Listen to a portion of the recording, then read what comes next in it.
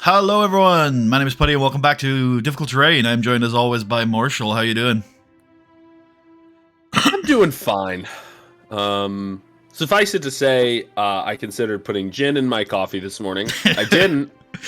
I didn't because I'm That's trying to good. cut back on On the alcohol. gin, I see. On the gin. Yeah, I don't want to turn my house into Gin Street. Have you ever seen that old picture, Gin Street and Beer, or it's like Gin Road and Beer Street or whatever? It was this propaganda campaign that was run by, I don't know if it was just the British government or if it was like certain interest groups within the British Beer government. Street, and Gin Lane. Gin Lane. And so they basically it was this attempt to get people to stop drinking gin and to move to drinking beer. So in the gin lane, yes. in the gin lane picture, everyone is vicious. There's like a mother like dropping her child. Yep. There's shady dealings everywhere. There's a guy who's like really underweight and looks like he's dying. Yeah. Well, because the thought at the time, which is not entirely wrong, because but anyway, the thought at the time was that like people who got hooked on gin, that they would just wither away.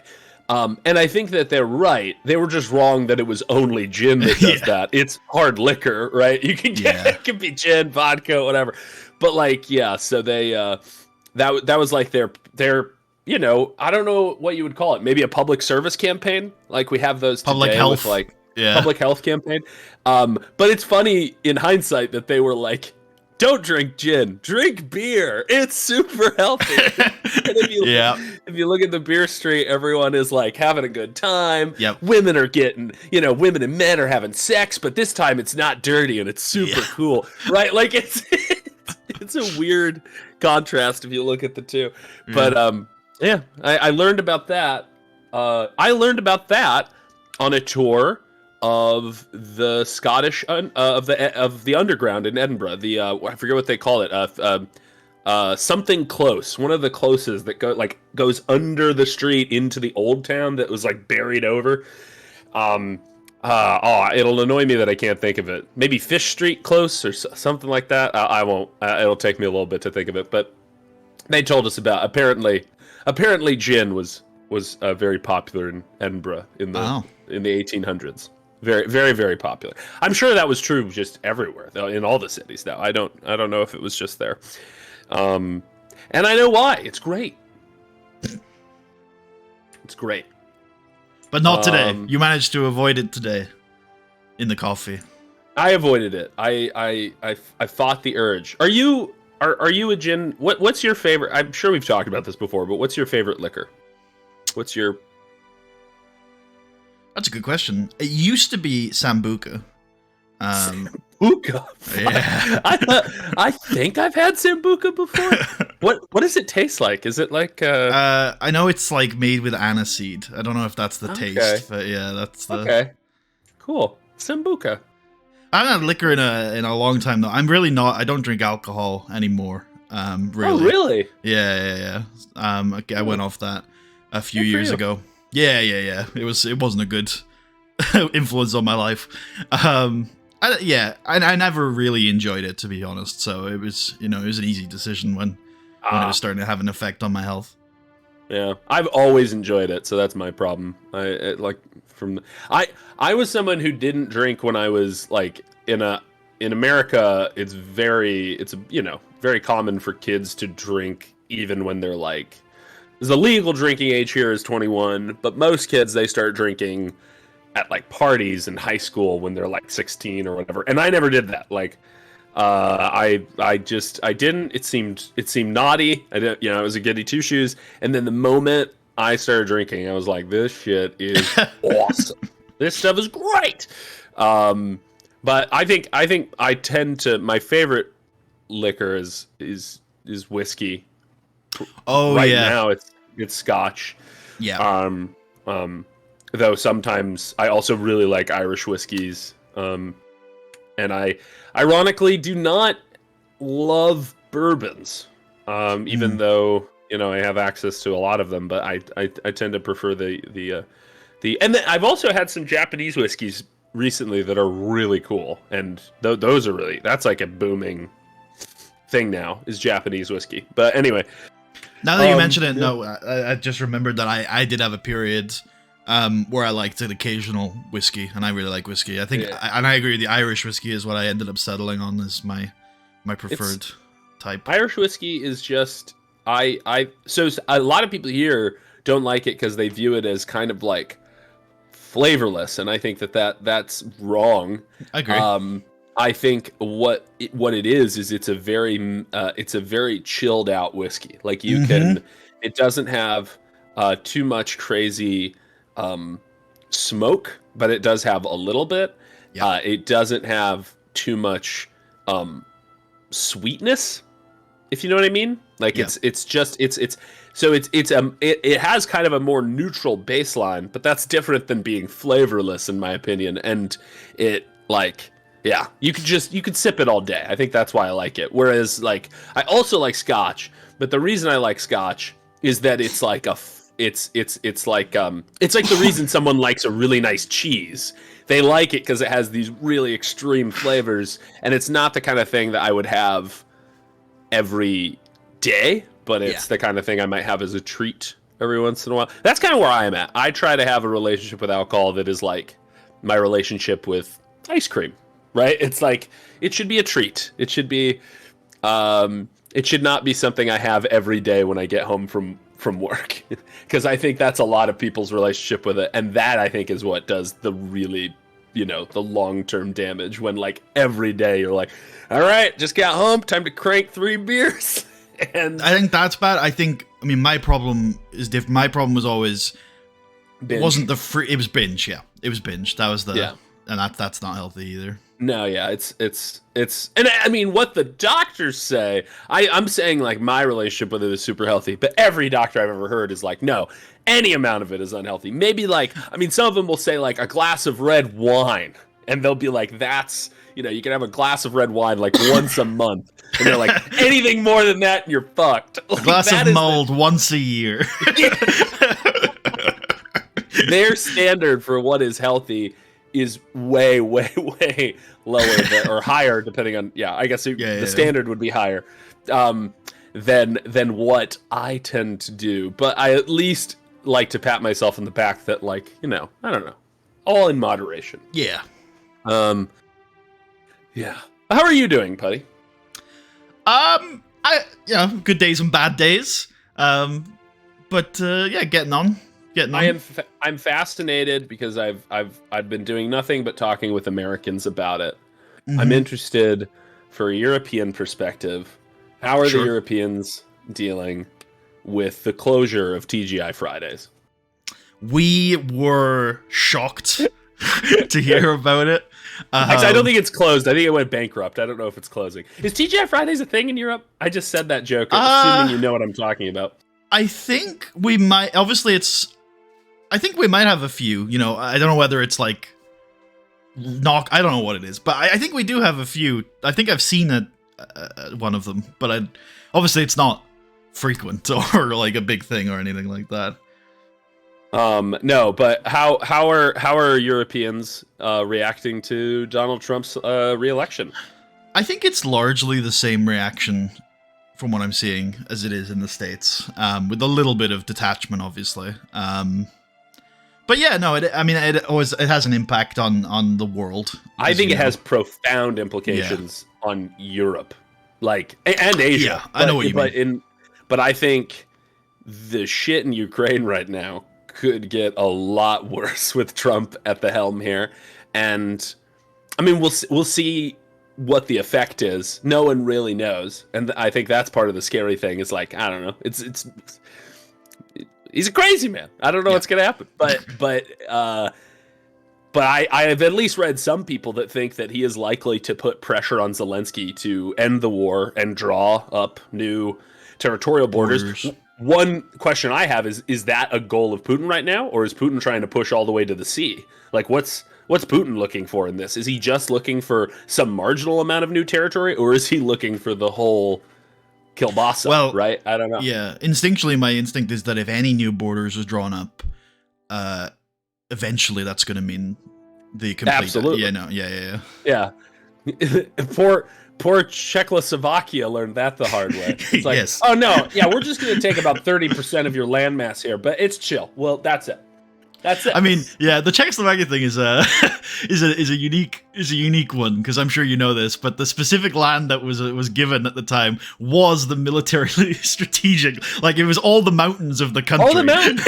Which is like what do you think is going to happen when all of your not only all the mountains, but because they were all the mountains, all of the military bases of Czechoslovakia were in that land. So, when I have you ever played Hoi 4? Hearts of Iron 4? No, that's the one I haven't played. I played Victoria, but I haven't played that one. I need to talk to you about Victoria. But anyway, Hearts of Iron 4. You can play as any country. You can play as Czechoslovakia. It's actually a really fun run because it's a great underdog playthrough to try to prepare for Germany's invasion. And you can of course say no, and Germany will immediately declare war on you if you do. And so it's just a brutal slugfest, and you have, so that's kind of fun. But it's so funny because in that game they absolutely represent what you just said. Like, all of the great forts, military bases, military factories, it's all in the Sudeten land. It's all there. And if you give it up, you're fucked. There is no coming back from that. And there is. It's a related topic, but like one of my more interesting things from that period is that there is a prevailing theory that obviously the world sort of reacts upon the invasion of Poland, but if the world had reacted upon the Sudeten crisis instead, there was a much greater chance of that having successfully stopped the advance, because Czechoslovakia has a really well-trained military, a really well-set-up defensive line, and a geographically advantageous position. So it's interesting that like they waited so long, considering Czechoslovakia was probably the point where they were most likely to successfully repel, the aggression. Oh, I think I've lost him. God damn.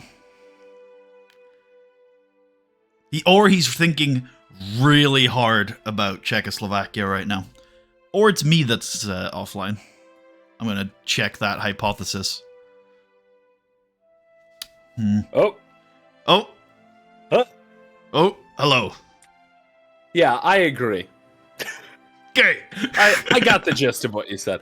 I've heard similar things. I remember that even Hitler himself, like there was another moment earlier in the war when he remilitarized the Rhineland. The Rhineland, yep. And in his like diaries or whatever his papers, letters, whatever his, where we get to see his personal thoughts, like he said, like, if France and Britain say no to this, it's over, because they didn't have the military strength at that time to stop them if they wanted to push back. Yep.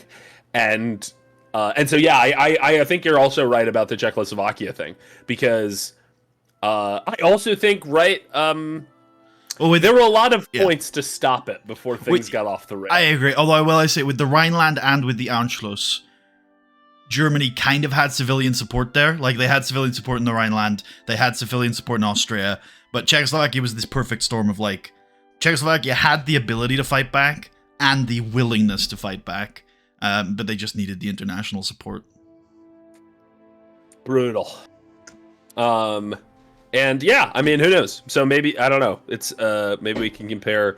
I mean, Ukraine has its own kind of defensive, natural defenses. Instead of mountains, it's just thousands of kilometers of swampland. Oh, okay. Yeah. I mean, like, that land is so hard that, the area that the Russians right now are trudging through is the same area that the Germans kept getting their fucking tanks stuck in, right? Like, it is rough terrain to try to. That's one of the reasons that the war has taken so long, is that it's genuinely, like, not a very fun place to conquer.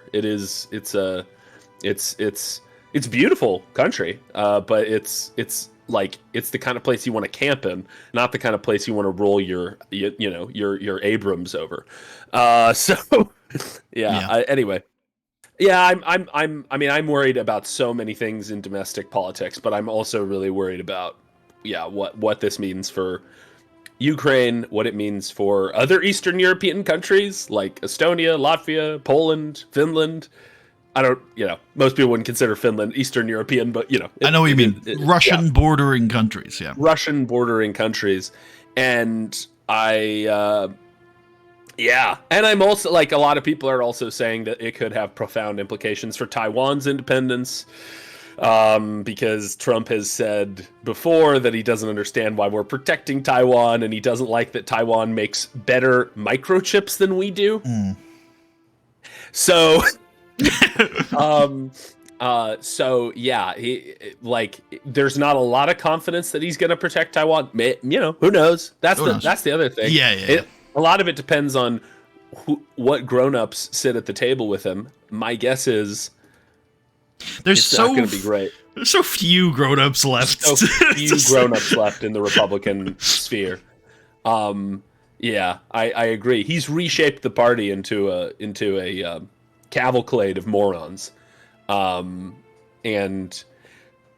the few grown-ups left, he hates because they've even the slight pushback from figures like McConnell, that I despise, by the way, but figures like McConnell gave the slightest bit of pushback to him over the years, and he despises them for this, right? This is a man that, like, if you even try to stand up to him, even in minutia, you're gonna be on the list of enemies from within that he wants to purge, right? People like Nikki Haley or Mike Pence, his old VP. So yeah, who dared not to try and steal the election for him. Not even something he legally had the ability to do, but the fact that he didn't try is oh man, Mike Pence, former governor of my home state of Indiana. Oh wow. Yeah. But anyway, we don't need to talk about the election all day. It's bad, and thankfully we'll have plenty of time to continue to talk about it for the next 4 years. So. Well, I think my biggest takeaway from it, I mean, I had a lot of takeaways from it, but my biggest takeaway is that a lot of people of my persuasion in the States must be feeling like I did in 2019, which is essentially, oh no, you're there, in 2019. I remember the 2019 election in the UK. That was fucking brutal. It was, it's a sort of the sense of, like, you sort of feel like you've kind of lost the fight at that point, and it's like, well, let's just see what they do. And obviously in the UK, COVID sort of changed the world, so it wasn't long before the battle lines got redrawn, but it does seem like we don't know exactly what he's going to do, like you said, but he now has the mandate to do whatever it is he wants to do. And I have a very similar feeling. It's exactly what you said. I mean, I've been fighting against my utter contempt for the American electorate this time around, right? And I don't want to be the kind of person that holds millions of people in contempt, because that seems like something a villain would do. Yeah. But like, it's really hard not to. And I think that there is a certain clarity in the idea that, like, in 2016, because he didn't win on the popular vote, because he won through the chicaneries of our electoral system, of our electoral vote system, there was a sense in which that liberals and Democrats and or farther left people like myself had to save the country from his abuses. But this time, I keep asking myself, like, I keep hearing from these same people, or from, like, never Trump conservatives, that's like, well, the fight goes on. We need to preserve our institutions. And I'm like, who are we preserving our institutions for? Because you can't save people from themselves. and he has a Democratic mandate. Yeah. And like, yeah, sure. I do think it's because we have record amounts of misinformation. Yep. And I do think it's because of all these, poor education in the American, in most of the American states. Like, this is a problem, and this is all true. But if a clear red flag that stands 10 miles tall is not enough to persuade people that he is a threat, then what the fuck is left to do, right? Like, it's... Yeah. So that's kind of where I'm at. I'm at this, like you said, I'm at this weird nexus of apathy and contempt and there's a even, the apathy's dark. I don't like that. The contempt is even darker. I don't like that. But the darkest part of me that I really don't like is this kind of like, except now I kind of want to see what happens at this point. Like, we've made our bed. Let's find out what happens. Let's see how bad it can get. Because I think it's going to get really bad. And there's a certain kind of sick, kind of like... you made your beds. Yeah. So fucking lie in it. Like, this is, you're gonna get to see how, what, the funniest thing, this is the last thing. The funniest thing about this election to me is that if you ask the average Trump voter, the super hardcore Trump voters that would support him, through thick and thin, if you ask the average swing voter, for example, why they voted for Trump, they say inflation. And Trump's central economic plan is to raise a 10% tariff on all international goods and a 60% tariff on China and other countries that don't accept the US dollar as its reserve currency, which is like a lot of countries that we import a lot of cheap shit from, like laptops and phones and, God, every piece of technology, basically. And the idea that this is going to decrease inflation? It's like, so not like... People sold out our institutions because of the price of eggs, and the price of eggs are going to go up as a result. That is the funniest fucking thing about all of this to me. Sorry, you were going to say something. Yeah, I think, well, one thing I had in my mind is, like, I don't want to harm that interest that you have, and I'm sure, you won't, but, like, unfortunately, having gone through this period and having sort of been in a similar place about 8 years ago, with obviously the referendum, it doesn't matter how badly things go. Nobody's going to accept that it's because of the of the choice that they made. Unfortunately, no, and that is and that is unfortunate. And I mean, that's the thing. I said, like, I wonder if the atrocities that will follow can shake people loose. But, like, we're in a country where, like, kids get shot every day at school, and a large percentage of the electorate think that the solution to this is to put more guns into our cities. So I'm like, yeah, we're fucked. I know, yeah, it's bad, and that's why, like, a part of me is like, do I just stick it out here and have a good time for the rest of my life, or do I try to jump ship and move to a country that maybe is better? And then I have to pick the country, because, like I said, Europe's not looking so good these days. So I don't know. Where do I go? Do I go to New Zealand? Do I go to Malaysia? I don't know. Chile? I don't know where the refuge is, because anyway. Yeah. I mean, that's a depressing thought. You're probably, but you are right. So at some point, you've got to fight the battle in Western democracy, because it's happening to all of them. Is this shift, like you mentioned? So you're right. Yeah. Even in places like Scandinavia, where their economic system is more progressive, they are still fighting these really, really harsh battles on cultural issues and things like that. And the culture issues are just a wedge to get in the door. And once you're in the door, they will strip these countries of their social reforms and their economic reforms. And the rise of the right across Europe is very disheartening. I'm then, like, I would at least have a kind of, even if I gave up hope in Americans, I could at least retain my hope that that humans are fundamentally good. But if the whole world is fucked up, then what do you have left? What do you, I don't know. All right, on that cheery note. What we have left are the dwarves. Yes, so we haven't been here for a couple weeks now, so why don't you remind people what the point of this campaign is? Oh, fuck if I know, man. So we are here, a company of... How many of us? 6 plus 3 animals. And we have set out from Mirabar to on an eventual quest for Mithril Hall, but that's not what we're doing. We cut through the Lurkwood, and we went up into a very interesting part of the... Actually, I'm curious, Putty, where on this bigger map are we? Are we like over here? You are. Yeah, you're pinging exactly the right place, I think. Yeah. Okay, cool.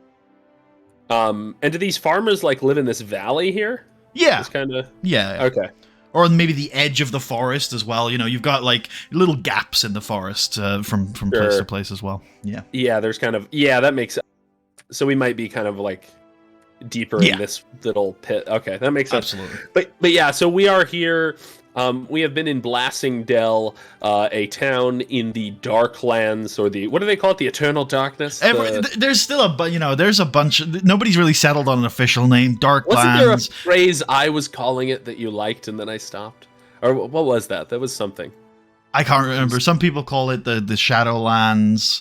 The lands of darkness or whatever. You know, the fallen silver marches. The land of the black sun. Yeah, so whatever this place is that we're in, Blasingdell is within it.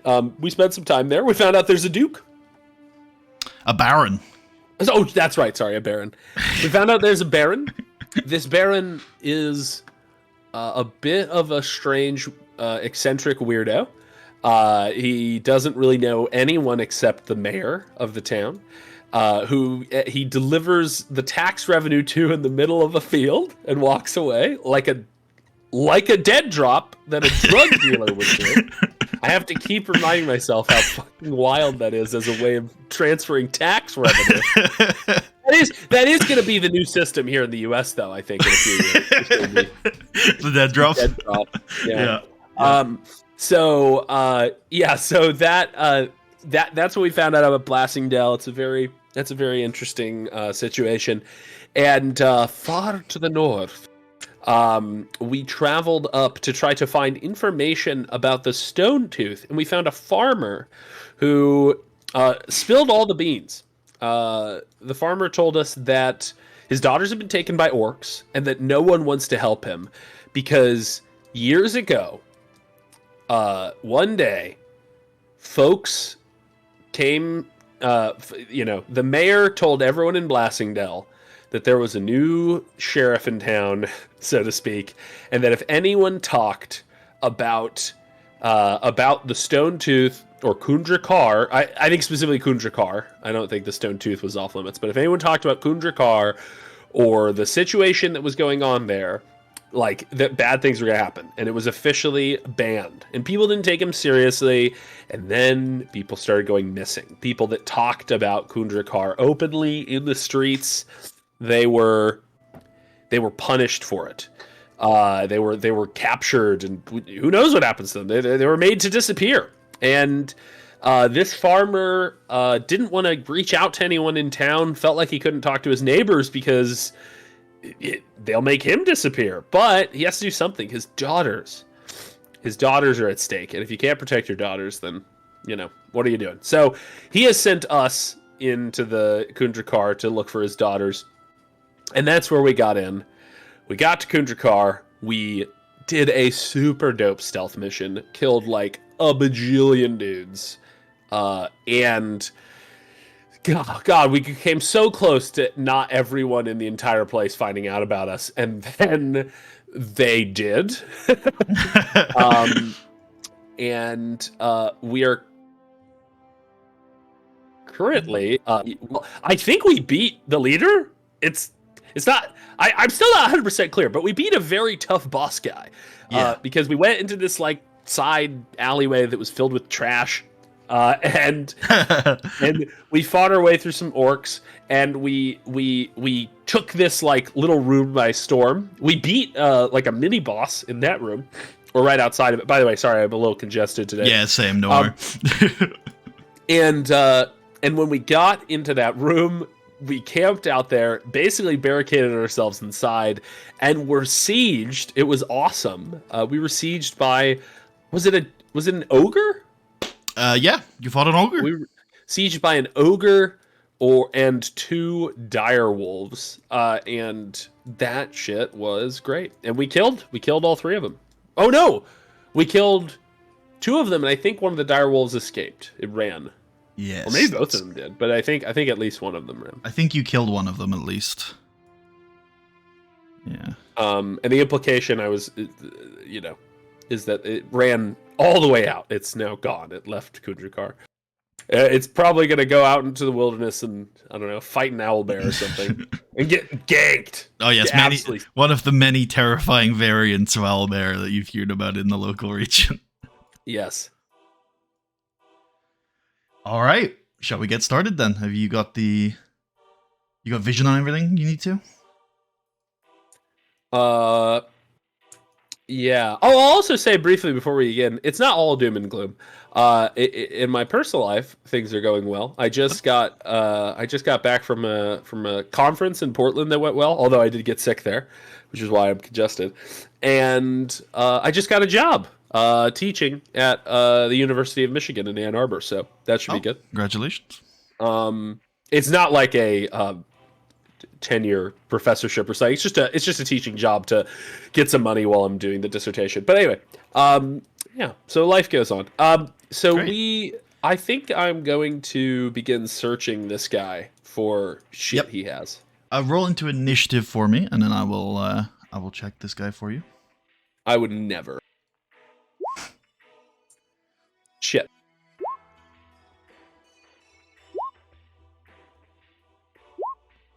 I don't know why I rolled Dorian.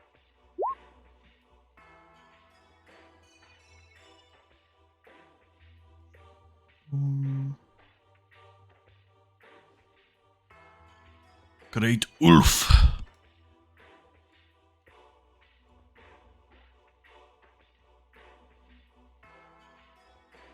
Where is the geezer? The geezer.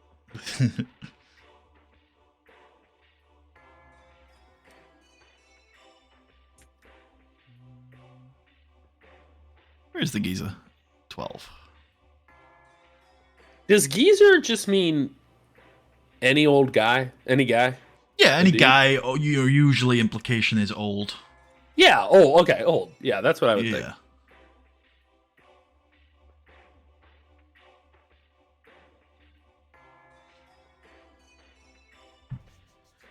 Okay, he has 40 gold on him in a little pouch. And he also has some sort of potion or liquid, which I will describe to you briefly.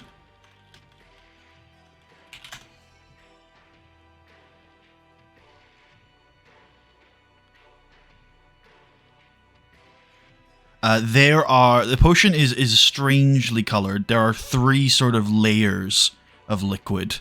One is brown, one is silver, and one is gray. Oh, weird. Yeah. Like bands.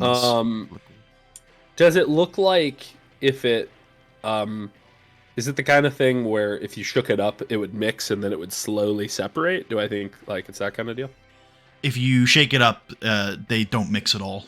They stay separated. Oh, wow. That's curious. That's fun. Oh. And you said 40 gold? Yep, 40 gold in a pouch.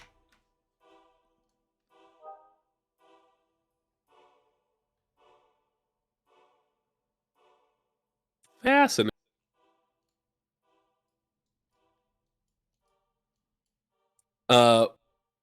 What were the colors again of the bands? They were brown, silver, and gray.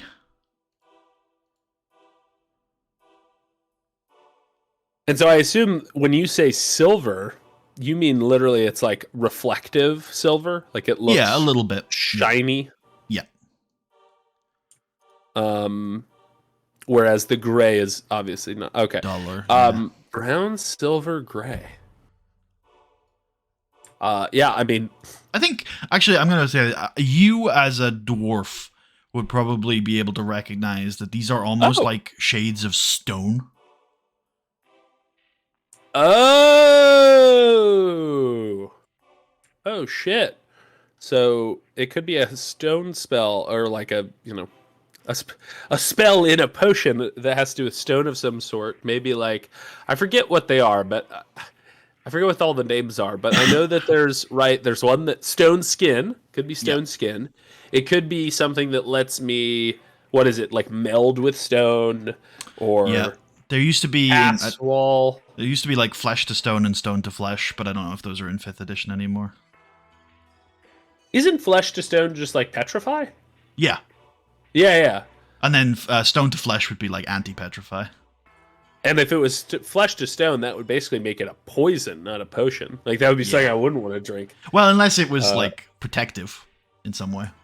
That's fair, because I guess once you're stone, it's a lot harder to kill. There's there's a version of WoW where if you die, your character gets deleted, right? It's like a hardcore version, like it's an Iron Man challenge, and that's been gaining some popularity again recently. There's official servers for it as well, which is cool. Do you play it? No, I couldn't. I don't think so. I'm not good enough. You once told me you play every version of WoW. Fair enough. Hardcore is the exception right now. I've been thinking about playing hardcore. I might get around to it soon. I would want to play with friends. So it's very dependent on my friends wanting to play. Yeah. But anyway, there's a consumable in that pretty much nobody ever used in the regular version of the game called a petrification flask, and people will use it. So they leave the group. If something goes wrong, they'll leave their group, and then they'll pop this petrification flask so that basically if you're in a dungeon and you leave the group, after about a minute you get teleported out of the dungeon. So they will, if something goes wrong, they petrify themselves, and then they wait for themselves to get teleported out of the dungeon. And then, are they stuck like that forever, or no? It wears off after a certain period. It's a timer. Yeah. That's clever, boys. Wow. I've always found those kinds of. I mean, because obviously there's modes. That is crazy that there's a mode like that in an MMO. What's crazy to me is that people have like finished Classic like that. They've gone and raided all the content without ever having died, which is insane. That takes like so much playtime. And people will like get really close and then die and then be like, I'm gonna do it again. It's crazy to me that people do that. Yeah, that is. And how? I mean, I'd assume you die a lot in the game. Right? I do. Like, I do. Yeah. And I'm not the best player there is, but I'm a pretty high-end World of Warcraft player. Good. Yeah. So like, and I die all the time. So yeah. That's brutal. But it takes. I think when the thing is, like I say that, but when you're playing hardcore, there's a different mentality, right? I do things because I know if I die, I just come back. But yeah. Yeah, that makes sense. I have an immense amount of respect for hardcore players though that have done all of the shit at the high end, which is like, it's just wild to me that you can do that. That mode is in a lot of games, and I don't think I've ever been able to. I tried it once in. Maybe there might have been a mode like that in BioShock Infinite, or there might have been a mode like that in Wolfenstein, one of those games, like one of those shooters. Yeah. And I think I tried it once, but I can't do it because I get so frustrated by having to repeat doing stuff, right? And the idea that like I get frustrated when I have to do like one level again, right? The idea that I would get so close and have to start over, I don't have the emotional bandwidth for that. I can't. It would just piss me off. I'm exactly the same. I do it with so I do those challenges with Pokemon. That's probably the closest I've ever come is doing it with Pokemon. And whenever I lose a run, isn't that called Nuzlocke? Isn't that? Yeah. Okay. Yep. And whenever I lose a run, whenever like if I get to the Elite Four and I lose or something, I very rarely am just like, all right, we go again. I just take a break and I play something else for a bit and I'll come back another time. Yeah. It's kind of like, I think it feels a bit like what losing a real competition feels like. You know what I mean? Where it's like, you can't reload the save if you don't win at the Olympics. You fuck. Yeah. You know, yeah. But it does, I will recognize that it makes it feel more real. satisfying. Yeah, and more satisfying. Yeah, and when I complete those challenges, it's like, man, this is how Pokemon was meant to be played. Clearly, because it's like the games. Because what's crazy is some of the early games feel kind of balanced for this challenge. It's like, oh yeah, that does kind of feel the way it's meant to be played, which is why it's so sad that the more recent games make it really hard to do. Like there's various things to go into, but like it's really hard to Nuzlocke like one of the Switch games. They're just not designed for it, which is a shame. Oh, why? Well, like, why couldn't you? Okay, so like, I'm trying to get the right, so the most recent one, Scarlet and Violet, they're like, one, it's non-linear, and two, like, it's just, it's really hard, like, as a game. Also, one of the biggest things is in both of the Switch games, they've sort of eliminated the idea of routes and levels, right? They're open world games, essentially. And part of the, like, point of Nuzlocke is you only get one Pokemon per area. So it's really not balanced around. So, like, some of the earlier challenges, you've got, like, two chances at encounters. And then there's also, like, these really long cutscenes and things like that. I'm not giving a great explanation because it's been a while since I've really looked at it. But, yeah, they're not very, like, basically nobody is Nuzlocking in the news. The people have moved on to, like, fan-created versions of the old games now. Are the new games among, like, hardcore Pokemon players? My sense is that they're not beloved at all. Is that true, or are there some people that like them? There are definitely some people who like them. The Switch games are among the best-selling Pokemon games ever, so it's hard for me to be too critical, even though I do hate them. I don't like them at all. I think they're bad. They run terribly as well, which really sucks. Like they're terribly optimized pieces of like messes. I tried playing them because we have a Switch, and my partner bought one of the new ones. I forget which one it was. Maybe the Shield or whatever. Anyway, and I just bounced off it really quickly. Like I think we've talked about this, but I am exhausted of open world games. I'm truly exhausted of them. I am a big fan of either linear games, or if you're gonna do if you want to give people non-linear stuff, I like it when you give people levels, right? A small sandbox to explore rather than just some infinite vast expanse of waste, So I think, I don't know. I think there obviously are really good open world games, but it's really hard to do them right. You and I, of course, I'm sure you agree with me that like Fallout New Vegas was in my experience, one of the only games that has done it really well, and finding another game that does it that well feels at this point almost futile, because every time I pick one up, I just bounce off of it so quickly. And it's probably a personal thing. Some people, clearly they're popular, they're selling. I don't know. People like them, but I can't anymore. I can't do it. I don't know. I think we talked about this, but I had a strange experience with Cyberpunk recently. I picked that game up, Cyberpunk 2077. Cyber. Yeah. Yeah. In that, like, once I realized what that game was, I had a lot of fun with it. But it wasn't. What is the game? It is like it's not an RPG. It's just like an action. It's just like an action game. Yeah, it was fun. It's almost level based, but with an open world there. Like the content's actually not that bad, but it's not an RPG. There's no semblance of choice in that game. Really? Yeah, it's that illusion of choice thing where it's like you do the same shit. You get 4 dialogue options, and they all respond with, "All right, I'm glad that you'd like to wipe out the other factions."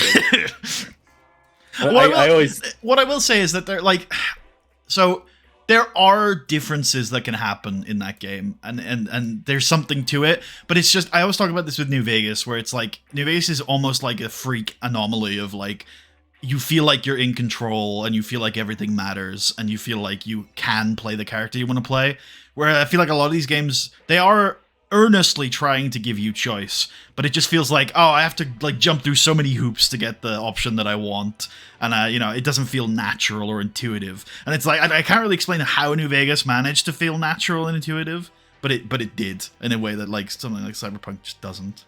I think a lot of it is asymmetrical design.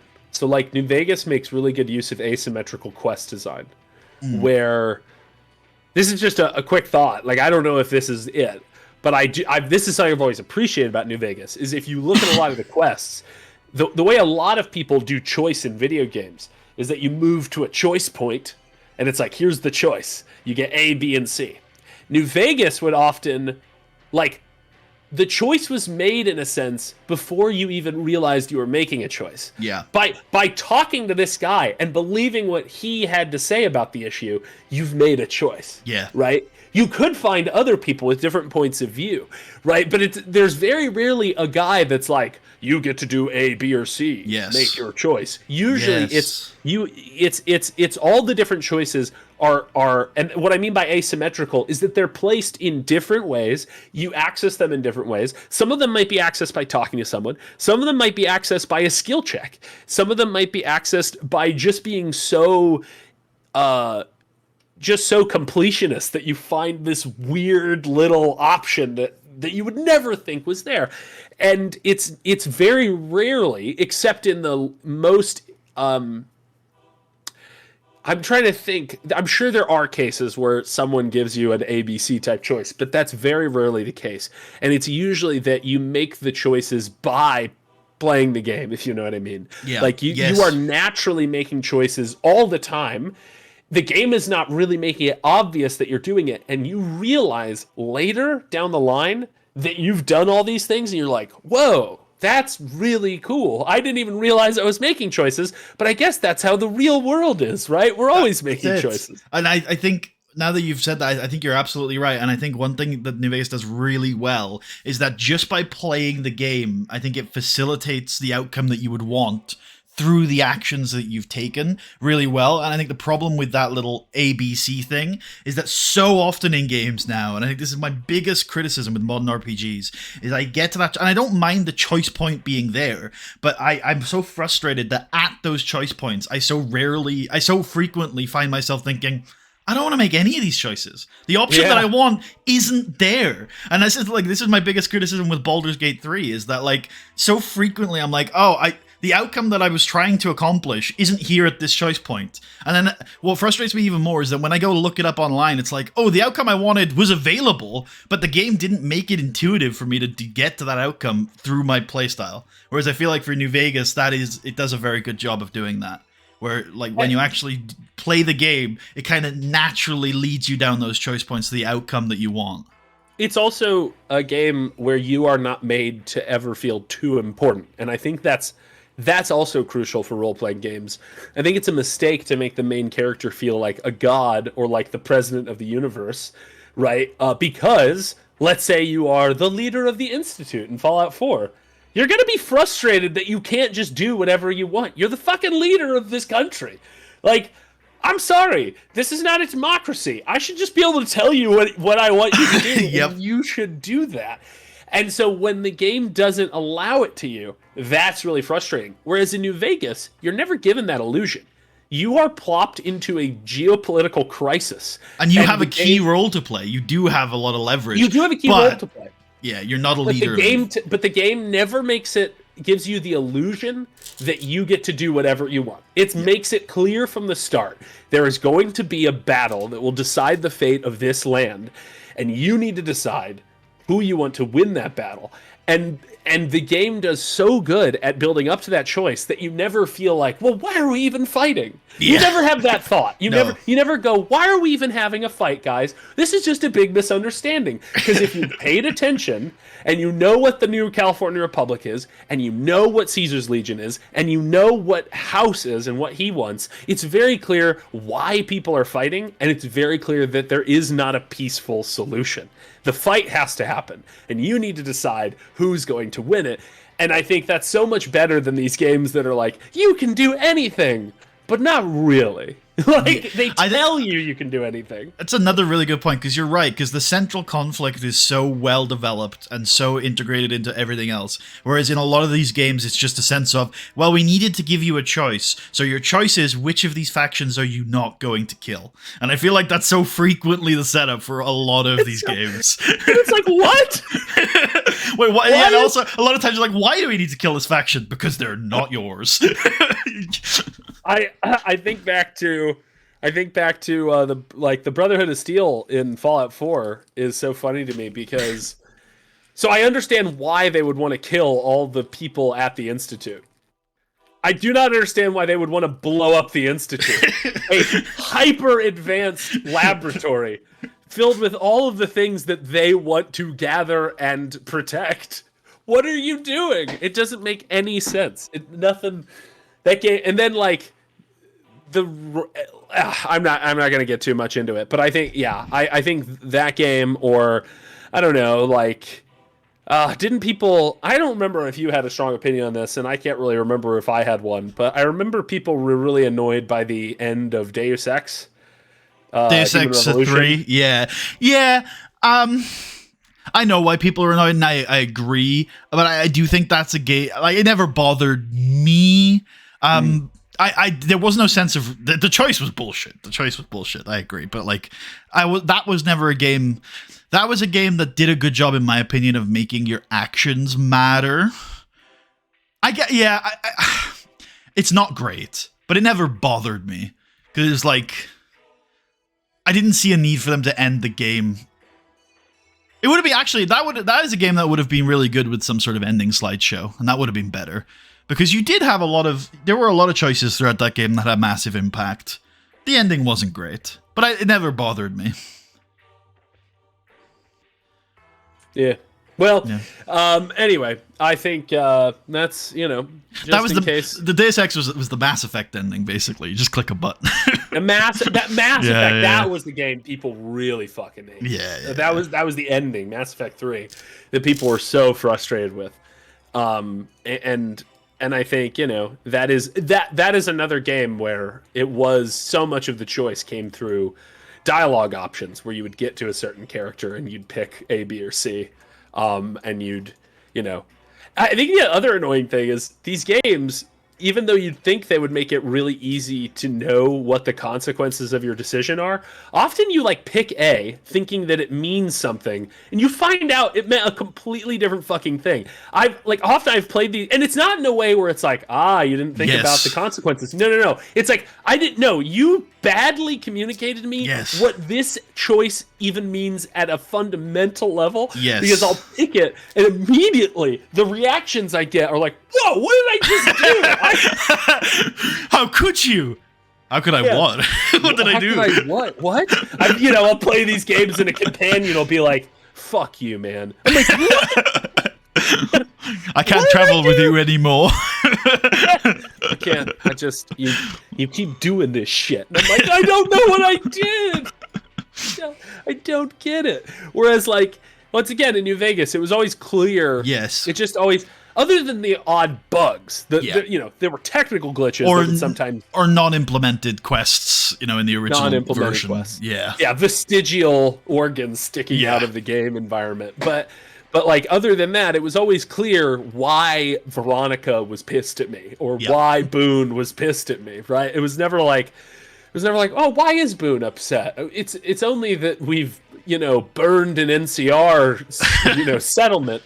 So it was never confusing. Anyway.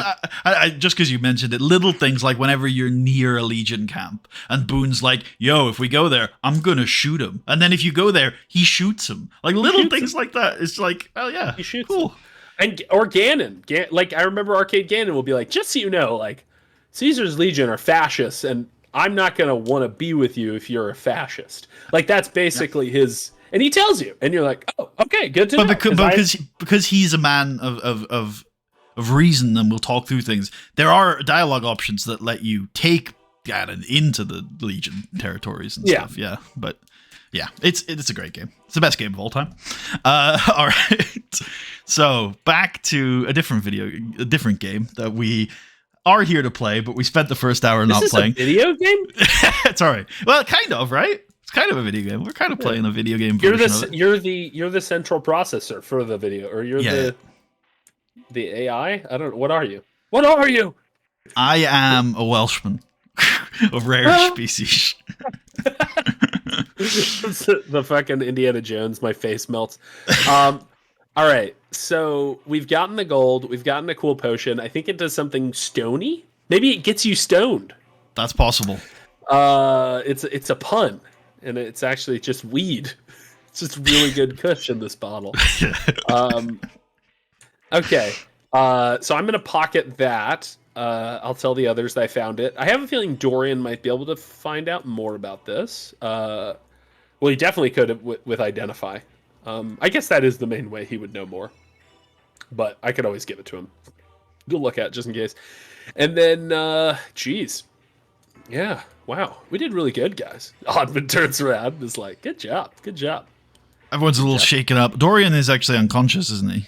Yeah. Dorian is still unconscious and will be for some time, I think. Yeah. I don't remember what I rolled on that, but I don't think it was low. Yeah. Yeah. Anyway, so I think that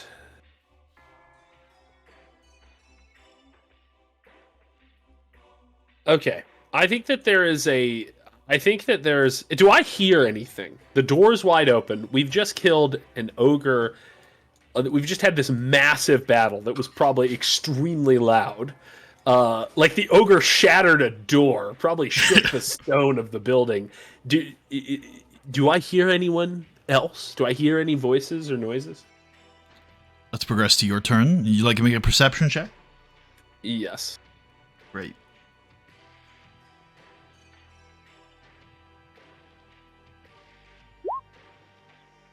$16.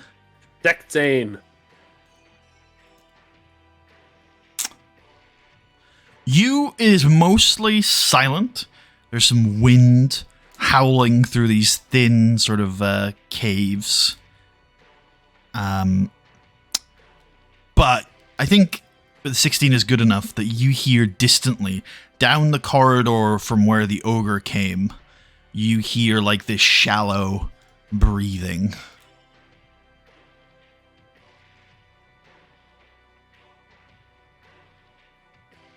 Shallow breathing. I'm of the mind that we take the initiative. I think that we have crushed one of the greatest threats in the dungeon. And at this point, we might be able to rout what's left here if we attack now with the right amount of strength. So I think that Admand is going to drink a potion of healing.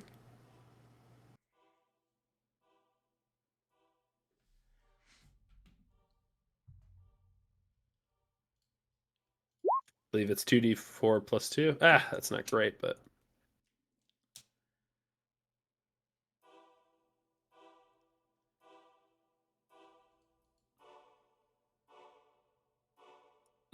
and we will... I'm going to tell Billy to keep an eye on Dorian, to stay with him. And that we will... we'll be back. All right. How does Billy feel about that? I mean, he's pretty shaken up by the whole experience, but I think as things go today, that's one of the chiller orders he's received. Okay.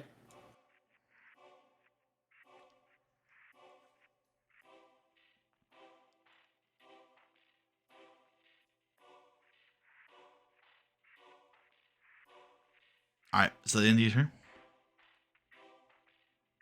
That's the end of my turn. Cool. Billy's straight chillin'.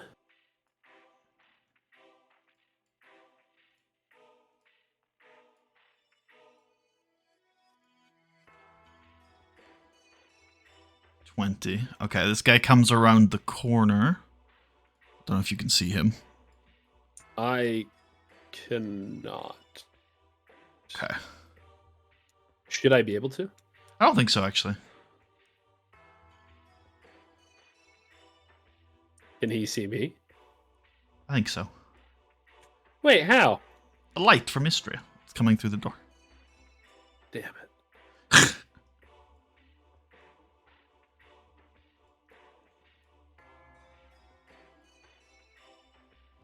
Okay. Kratz.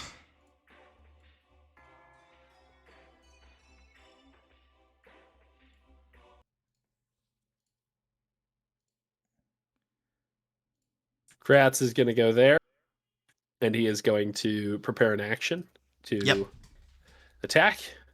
That's his turn. Istria is going to go here, and then that was 10 feet. 15 feet is going to close the door with her action. Yep.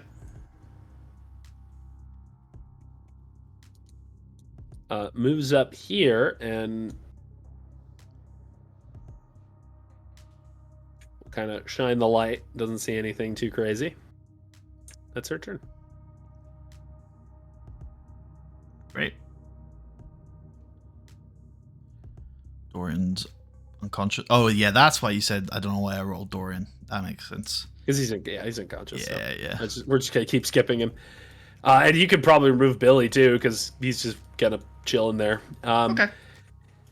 If something happens where I need to tell Billy to do stuff, we can roll him back in. But, okay.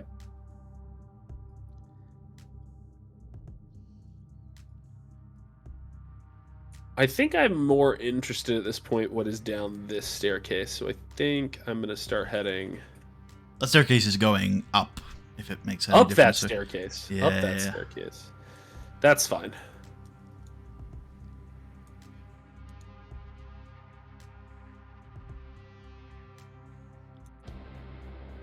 Okay, that's Admand's turn. He action dashed. Oh! Oh! Charges at you. And will swing his great axe at you. Does a 13 hit? Does not. I guess Kratz can take his readied action now, if you'd like him to. Yeah, why not?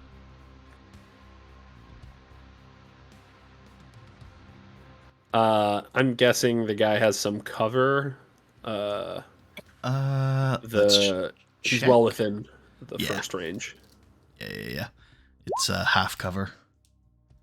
Oh, that looks bad. That's gonna miss. Okay. Cool. At least it's not I believe you've played Dungeon Crawl Classics before, or at least I've run you through it before. That game has one of the most brutal ranged attack rules of any system I've ever played. If you shoot into an active melee, which just means basically this, and you miss, there is a 50% chance that you have to roll an attack against one of your random allies. Yep. Which is very realistic, I think, but man, players fucking it's killed them before, and they have been upset. Anyway, all right. That's Kratz's, I think. Well, it's Kratz's turn. He can. It's Kratz's turn now. Yeah. I'm going to move him here, and maybe that reduces the cover. Maybe it doesn't. I'll leave that up to you. It doesn't. You can draw a line yourself. If it goes through Admand, then it's going to be half cover. Okay, when we say it goes through Admand, do we mean specifically the circle token, or do we mean any part of Admand's square? Any part of Admand's square. Yeah, if that makes sense, because I think so. I know what you mean. Yeah.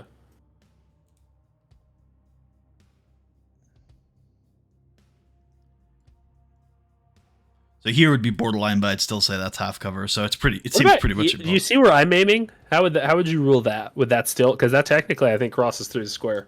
That's the borderline one, yeah. Because this is the angle that's always borderline. I think it does cross through Admand Square, yeah. That looks fine to me, I think. To go farther. All right. Anyway. Kratzy Watsy is gonna fire Buyer. God damn it, Kratz! That's a miss. All right.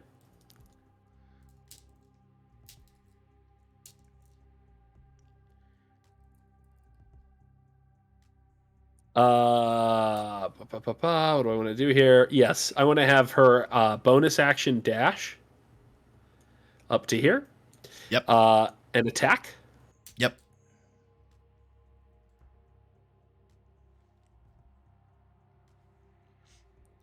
Technically, Istria is attacking through Admand's square. I'm kidding. What? Liar! No, draw a line. It's true. Look. See? No, that goes to the corner. That counts as a square. I'm kidding. No! No! 16. 16 is going to hit. 5 piercing. Okay.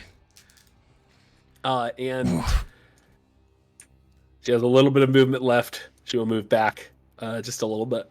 He swipes out at her, but she's too quick. Too quick. That is Admand's turn. No, it's not. It's Istria's turn. Now it's Admand's turn.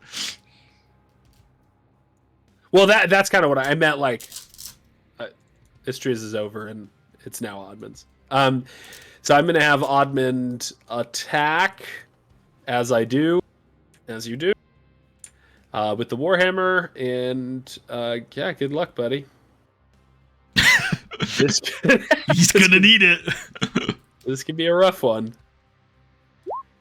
No! Ha! Good luck to you, Admand. I feel like a soiled fool now. All right, that's Admand's turn. Okay. This guy is going to action disengage. And free object interaction. He's going to close this door.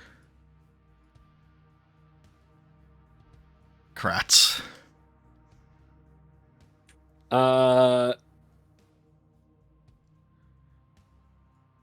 Yeah, I think Kratz is gonna is like, I think Admand's like, let him, leave him, care not for him, let him run like a rat back into the sewers. I mean, we're definitely not maintaining stealth anymore, so I don't really care if he like goes and in fact, I kind of want at this point to leave. There's an old idea in ancient siege warfare. The Byzantine Empire wrote the strategic book called the Strategicon. It was like an army manual, and in it, he always says, never surround your enemy entirely. Always let your enemy have an exit, because if you allow your enemy an exit, then they will run. And if you don't, then they will fight to the last man, and you will have to fight them to the last man, and that's actually not always a good thing. So it also makes a ton of sense because you will inflict the most casualties upon routing enemies, so you want to give them the opportunity to rout. Exactly. Yeah. You always or when they besiege cities, before they would take a city, they would often leave the gates open and let anyone who wanted to just leave, because it was more of a hassle to fight those people than it was to just let them leave. So anyway, in this case, I kind of am applying that kind of logic, and I think if the door's open, they can just leave, and if people want to run, I'm gonna let them. So I think, yeah. Anyway, so Kratz is gonna move 20. Do I want to send Kratz? Kratz is actually doing pretty good health-wise, so I'm okay setting him up a little bit. So that's 25 feet. I don't see anything down there. I think that's Kratz's turn. Okay.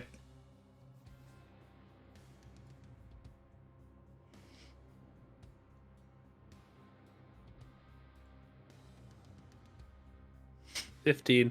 Move Istria here. And shine the light of the sun. All right.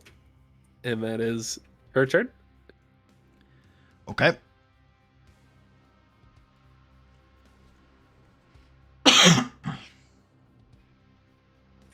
Okay, Admand doesn't see anything too crazy. It looks like. I don't know. Yeah, you see a small chamber covered in poorly cured animal hides and illuminated by smoking torches in bronze sconces, which actually I don't think is present on this map, so I will add one, just for the sake. In bronze sconces, there is a very pungent and powerful smell in this room.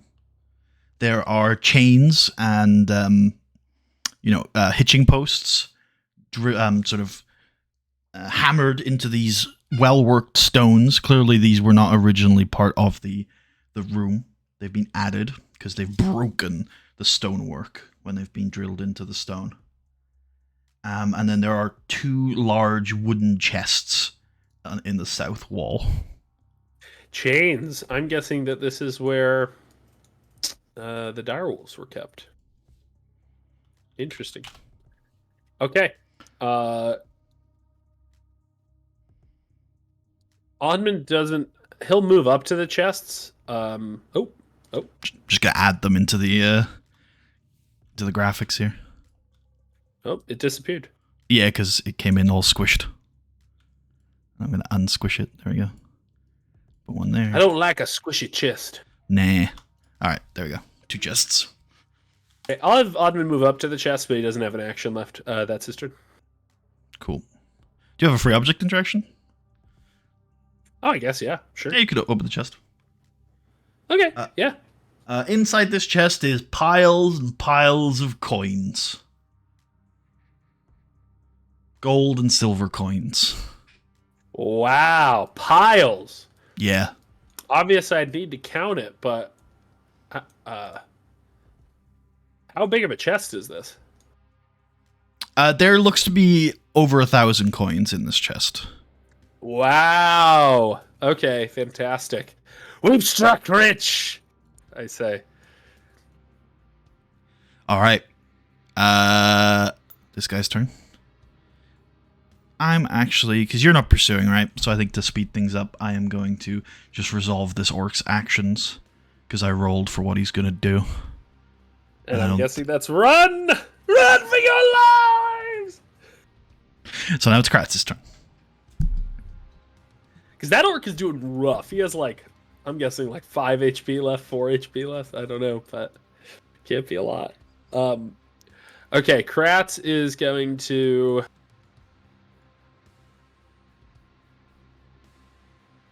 I actually think I'm going to leave Kratz here as a kind of sentry, in case, because we don't know that guy's left, and I don't want Istria to get ambushed. So I think Kratz is going to kind of stay here as a bit of a sentry, and that's his turn. In fact, I'll have him roll perception. All right, cool. Yeah. Interesting. Okay, I think with that perception roll, Kratz notices that this trap that you found last session has clearly reset. So be careful. And could you? It's been a while. Could you remind me how I activated it originally? There's a pressure plate on the ground here. Okay. So do I think that if I kind of come through the door at this angle, it'll be fine? Yeah, I think I'll even show you a little graphic that I've got here, because Kratz is perceptive enough to notice it. Steer clear of that. Okay, Kratz reminds the others. I haven't told. And yeah, okay, that's Kratz's turn. Fantastic. Great. Istria. I'm going to have Istria move up to this chest and open it. Inside of this chest is a very interesting looking rapier. It is clearly a rapier in terms of its balance and design, but in terms of its shape and sort of aesthetics, it's clearly dwarven made. Now, you know dwarves do make rapiers, but not particularly commonly. Whoa. That's a hell of a rapier.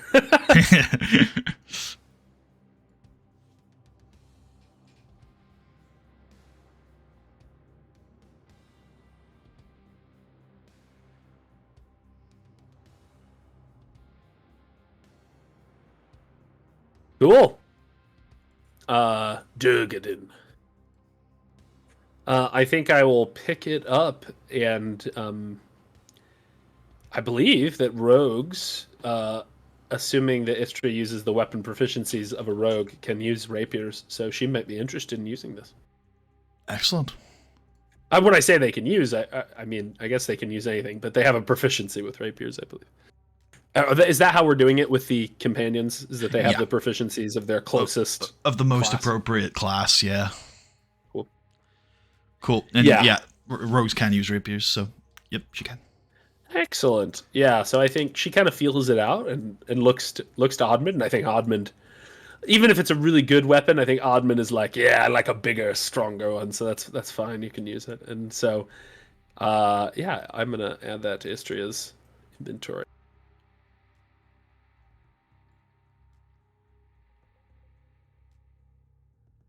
Do I know its stats yet?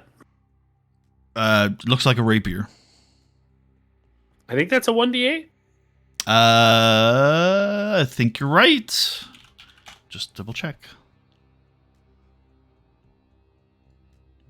Oh, no, not rapier proficiency. Yeah, 1d8 finesse weapon piercing damage.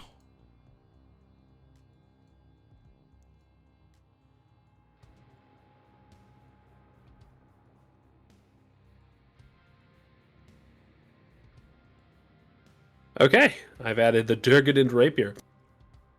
And I think as you have a little time here, and we're not in too much pressure, I think now that you've acquired 2 of these, you notice that both this rapier and the hand axe that you picked up last session have a mark on them.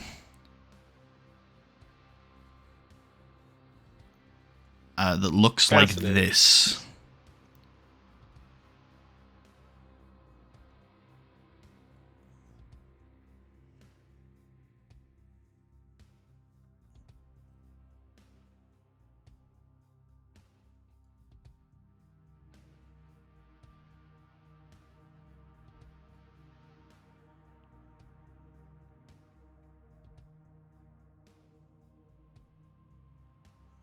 Oh, okay. There's a skull. Yep. That skull reminds me of what do you call it? Magneto from X-Men. His kind of wait, am I thinking of Magneto or am I thinking of? It's been a while. Did you ever watch X-Men back in the day? Not really. Oh, never mind. It's there's what it looks like. It reminds me of one of the X-Men. Anyway, all right. So roll me. Could you real quick roll me a perception check as Admand? Yeah. Great. 14. 14 is pretty good. The mark looks a little different on the hand axe. It looks a little shallower in terms of its engraving. And yeah, I'd say that's probably the most noticeable feature. It's a little shallower, and maybe there are a few elements of detail that are missing on the hand axe's mark that are present on the rapier's mark. Like maybe some of these patterns around the edge are missing on the hand axe.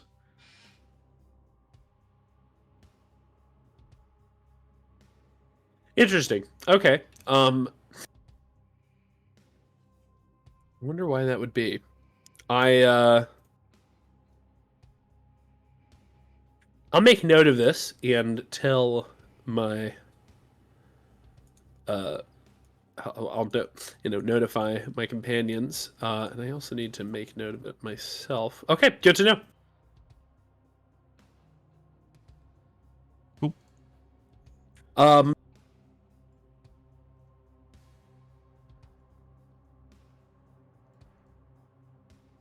Okay, so was the only thing in this chest a rapier, or yeah, what else it was just a rapier. Just a rapier. There was some cloth covering the rapier, but it seems like regular cloth. It's the Shroud of Turin. No, it's just. Yeah, okay. I'll leave the cloth. Yeah, the money is obviously really important. We don't want to let the enemy recapture this if there are any left. So I'm kind of conflicted. It's a lot, though. It looks like, I mean, is it so much that I think to get it out, we'd probably have to, like, bring it to the mules, effectively? We're out of pressured time now, so I can just tell you how much is in there. There's 400 gold and 1,600 silver. Whoa! That's a lot, but I think we can still haul that out. Okay. 400 gold and 1,600 silver. We've hit the mother lode! Okay. Awesome.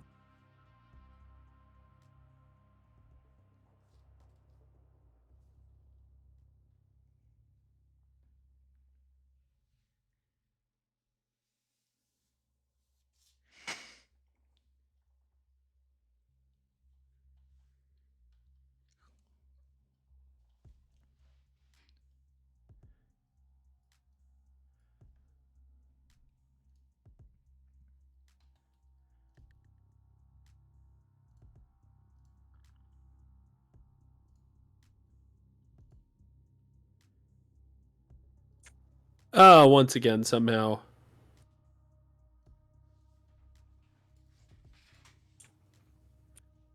What's happened? Is it your spreadsheet?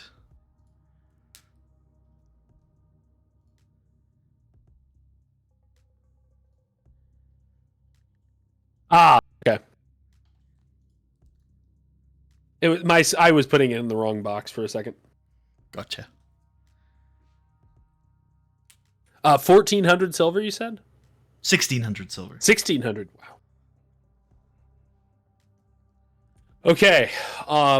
So that's awesome. I think I am going to make note of that. I'm going to collect that up, and then I guess on Istria's turn.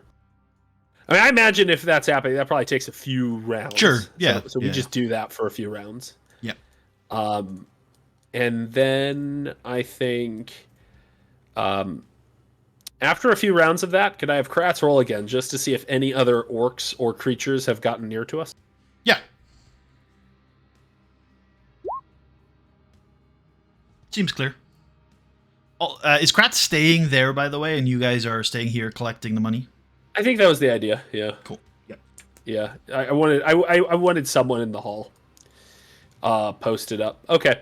After we're done, whose turn would it be after we're done? Back to Istria, or? I want you to roll a d3. Yeah, Istria. Okay.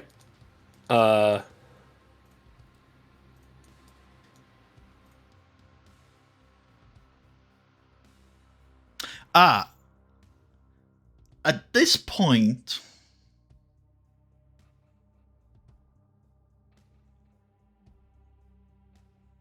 Kratz visibly kind of grabs his head and goes, "Ugh, what the hell did you find in there? Ah, What? Kratz, are you okay? something, I don't know, just come over me. Ugh." Interesting. Isra, could you get the fuck away from me for a second, please? Istria, I think if Istria has the same thought that I do, Istria takes the rapier and how does she currently have it, I guess? That's up to you. Okay, maybe I had it out. If she puts it away, does Kratz seem better? No. As I have a feeling it has to do with that. Okay, Istria's like, okay, I'll go away. Okay, Kratz takes a deep breath. What the fuck was that? Istria turns back and says, shining the light. Ah! Istria turns back and says, we found a rapier in there, one of these Durgadan weapons. I wonder if it's enchanted against orcs and half-orcs in some way. Kratz sort of lifts his head in acknowledgement. We can test it. And I think. Well, we'll test it when it comes back around to Istria's turn. It would make sense because my theory is that the ogre and the wolves were staying in this room, no orcs, so it makes sense. Maybe the orcs never figured out why they had that reaction to it, and they were just like, I don't like that fucking room. You can stay there, and the ogre stayed in there. That's my guess, but okay. If that's true, that's really bad for Kratz. Don't know what we're gonna do because it's really useful to have a weapon like that. But how do we get? Did the shroud help? Was it the shroud? Okay, interesting. And curiously, the axe did not have this effect on Kratz. It seems like the axe that I found, right? It did not have this effect on him. At least doesn't seem like it. He doesn't. He never had this reaction before. You know, yeah, he never had that reaction to it, but it's probably difficult for you to remember exactly how frequently you used it and how frequently Kratz was near you. Admand says we should do a scientific experiment, and Kratz side eyes you a little.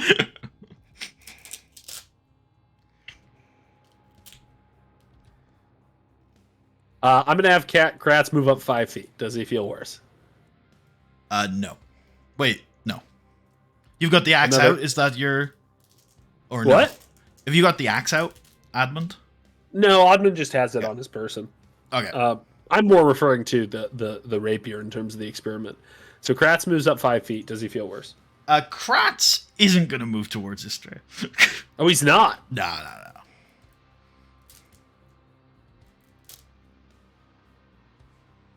Well, what is Admand says? What are your like? How do you feel, Kratz? What do you like? Do you think it's the rapier? I don't know, but it stopped when she moved away from me, so I'm not going to get any closer.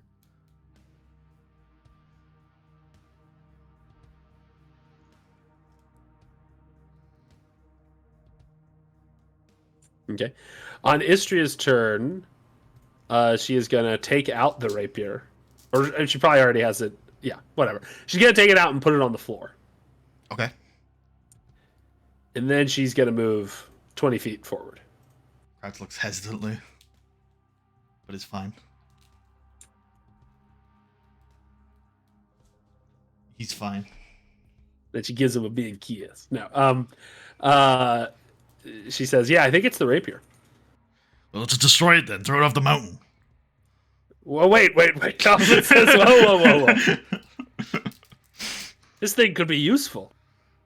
I mean, I'm not saying that we want to necessarily camp with it. I don't want to. I mean, we're fighting a lot of orcs here. It could allow us to push the rest of them out. I suppose, but we're doing a pretty good job of that already without that demonic instrument. We can do even better now, though. Kratz, you can stay far back. I don't know how comfortable I am with this, but all right. It's not affecting you at this distance. I have a feeling it's 30 feet. It is some sort of unholy instrument. We shouldn't use things like this. What? Unholy? How long have you... When were you religious, Kratz? It's unnatural. It's not right. But fine. Oh, okay. I mean, Kratz just registers his uncomfort, but he's not going to... Yeah, this is discomfort. I mean, the way Admand thinks it, if this could stop any other orcs from attacking us, that is reason enough to use it. So I think Admand is going to suggest that we do that. Anyway, it's Admand's turn. Yes, it is. Turn over. Kratz will stay where he is.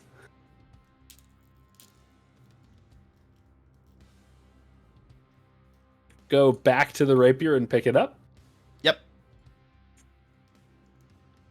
And she doesn't feel anything weird about it, right? No, it's a very nicely crafted rapier, very well balanced.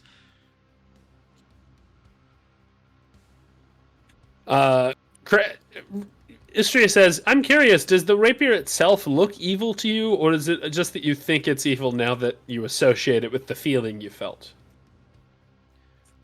I mean, it looks weird. All right, cool. That's Istria's turn. Admand is going to move up to here. Gratz is going to stay where he is, I'm guessing, until Istria moves further. It's up to you at this point. I guess I'm curious what I'm guessing there is a specific range. So I'm curious what that is. So I am going to have him move 5 feet up. Does he feel worse? No. Another 5 feet. Does he feel worse? No. I'm guessing the next square. Does he feel worse? No. Gratz, you just had a head cold. Another 5? He's fine. He's so close. Another 5. He's fine. Gratz, you were being dramatic. This isn't real. Maybe you're right. Maybe it was something else. Another 5? He's fine. What? It's just like holding it in her hand. It's not affecting him? No. That's wild. That's the end of his movement. Must be really close. Okay. Oh yeah, wait. Am I at the end? Is he at the end of his movement? I think he was at the end of his movement, yeah. Okay. Well, man, it's not okay. The range on it must be very minimal then. Istria is going to first direct her.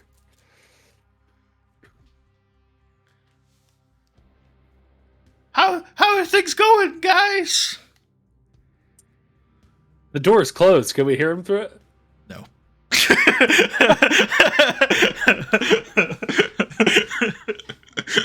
You just hear. Has Billy always sounded that high pitched? No. Did Billy swallow a mouse? Anyway, okay, 15 feet. I'm curious about this little path here. I think I'm going to take that. 20. 25. I don't want to move too far ahead. She's going to stop there. All right.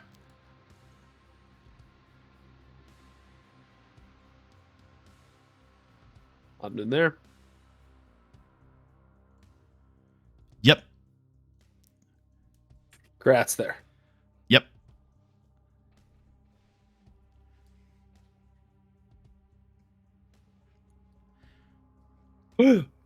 Help! Help!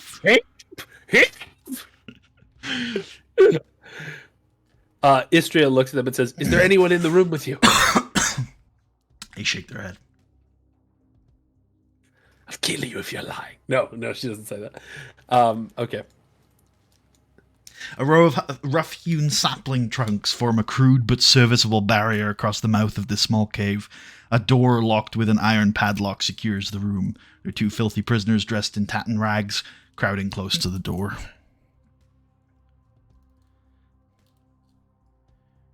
Okay, I'm going to stop Istria there for now.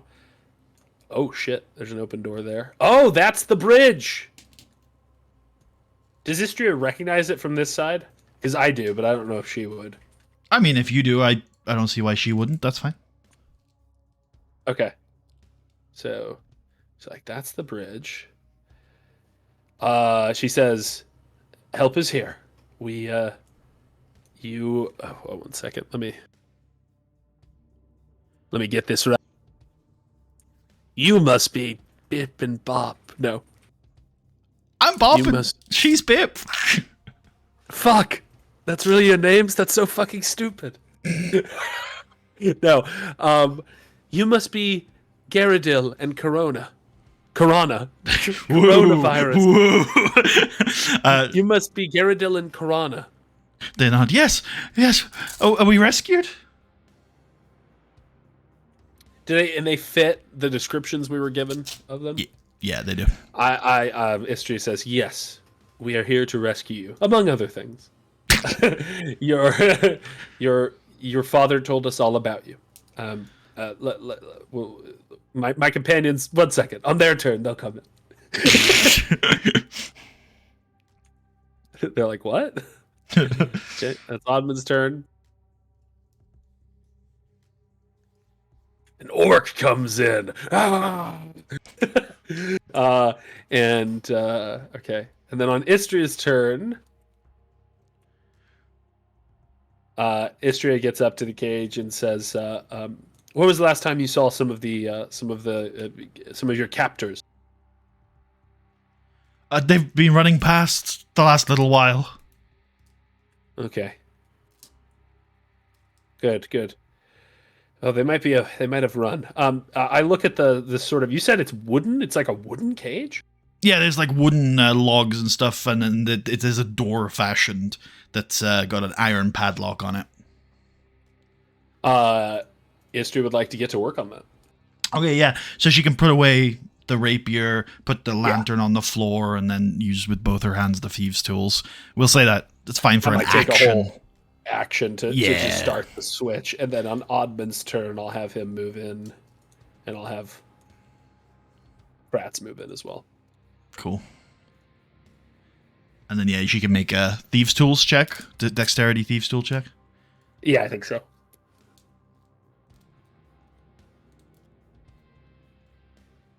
Oh yeah, I think I actually have a button for her to use thieves' tools, right? Well, yeah. Well, so there's. Is it a button, or do I just copy and paste this thing? No, you can just click that. Like proficiencies? Yeah. There you go. Oh. Nice. 19. 19. So right, very good. She very easily gets this lock off and opens the door.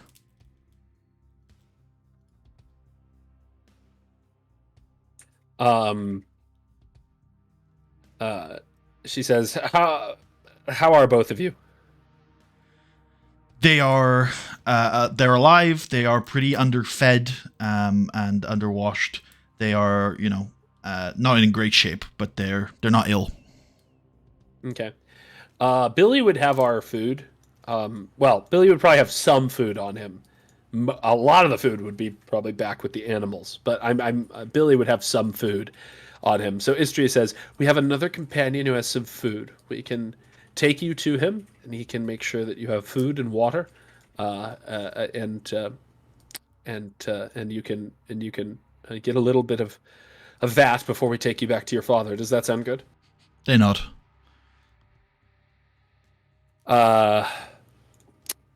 Admand sort of comes up to the cage and says, "You're." Or I guess they can leave at this point. The cage is open, but Admand comes up to them and says, your father's very worried about you. We're glad we were able to rescue you, but we slayed an ogre, a giant of a man." And Admand kind of like does the, like up here. Although since he's a dwarf, he probably can't even reach to where the guy was. He's like up here, and he says, have you seen such a creature? Do you believe that was the leader of this hold? Do you know anything about them?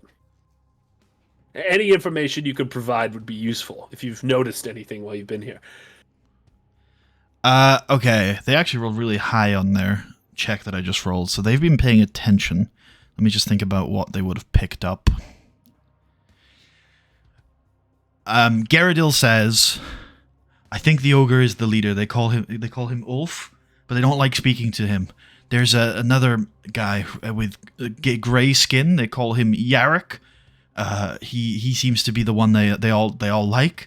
And then they also have like a shaman or a priest called Berdurg.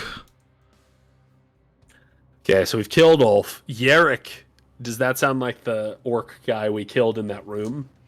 Yeah, he matches the description. Yeah, gray skin. Bear. Write this down. Berdurg? Berdurg.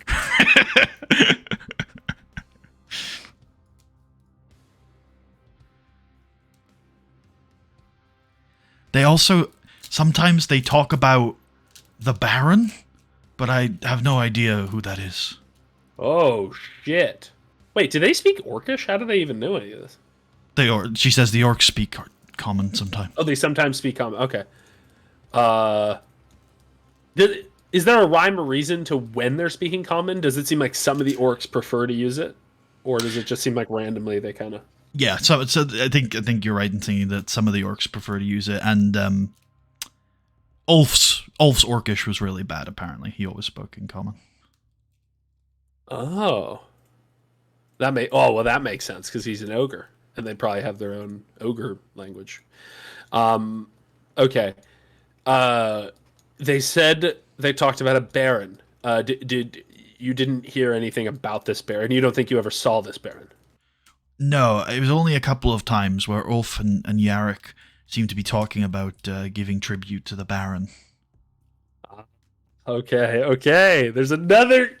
Yes, did they leave the tribute in an open field? Dead drop style? They mentioned something about the lake. The lake. Could you take me to the map real quick? Sure. Which map do you want to go to? The main starter screen maps. Oh, you just want to go to the starter screen? Yeah. Cool. There you go.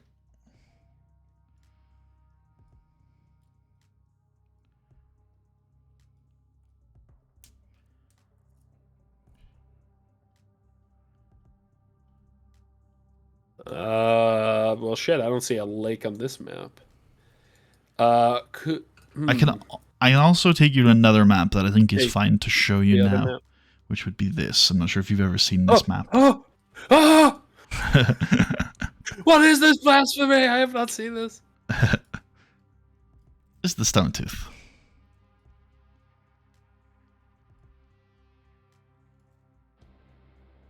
Dude, I love terrain maps that show the height of terrain, and I love drawing maps, and it's really hard to do to draw this kind of map well. All right,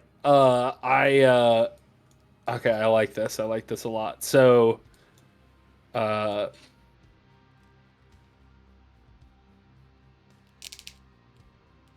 lake. Wait, is there like a little plume? What the hell? A little volcano down here? What the fuck? What's that shit? Because we're on this, right? We're on the big one, I'm guessing? Yeah, you climbed up that little trail you see going through the forest there. That's kind of climbing up the mountainside. Oh, this one here? That's the trail? Yep. And then it just sort of disappears into the forest? That's so again. It's ascending, right? So where it disappears is where you turn and you find an entrance into the mountain, which is where you are now. Ah, you don't have to. Well, see, that's interesting because from that perspective, it looks like it could have turned into either of these peaks. Yeah. So because like these peaks break up above the forestry, but you found an entrance like right there. So you know you're at this level. There's still a big old mountain above you. Yeah, still a big old mountain. That's a big old mountain. Yeah, of course. So this fortress is only a small part of this whole thing. Yeah, that makes sense. Okay. I say thank you so much for your candor. Now we know. Pull out a weapon. You have outlived your usefulness. Okay. You can take me back to the battle map then. The exploration map, sir. It's not just for battles. Of course. It's only that we've fought a lot of battles. Yeah. It's a run. Yeah, I feel like it's a running joke whenever players are like, "Oh, it's a battle map." I'm like, it could be for anything. It could be for any. I mean, I have used these maps for non-battles. It's true.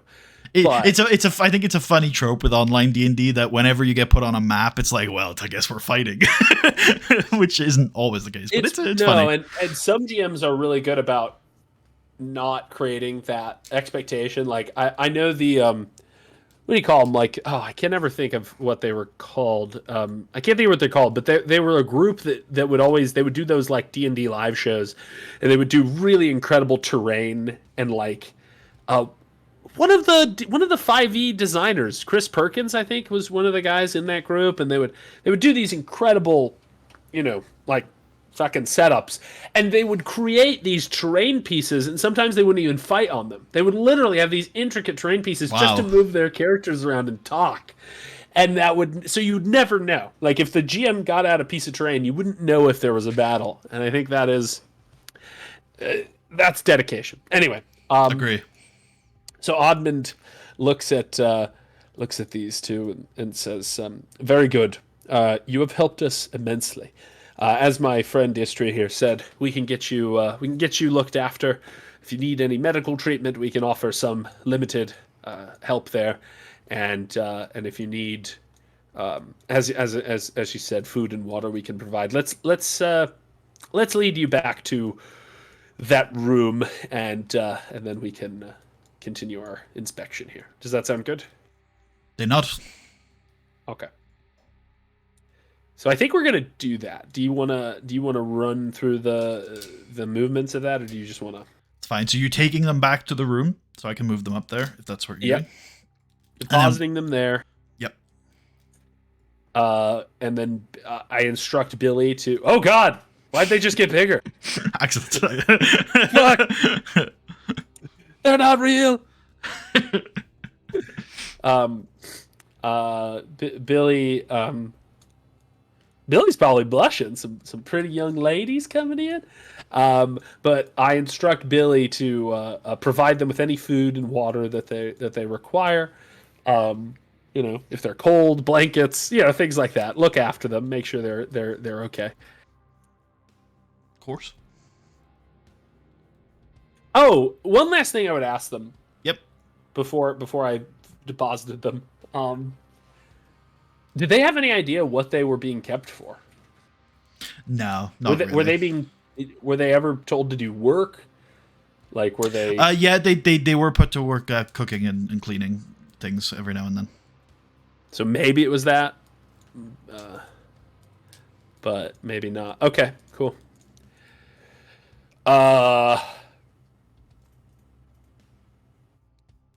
Istria is going to inspect this room. Yep. Not a lot in here. Yeah, just the stonework on the floor, little discarded wooden plates and cups and things like that.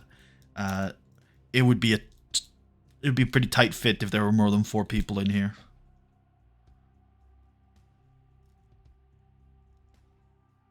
Yeah.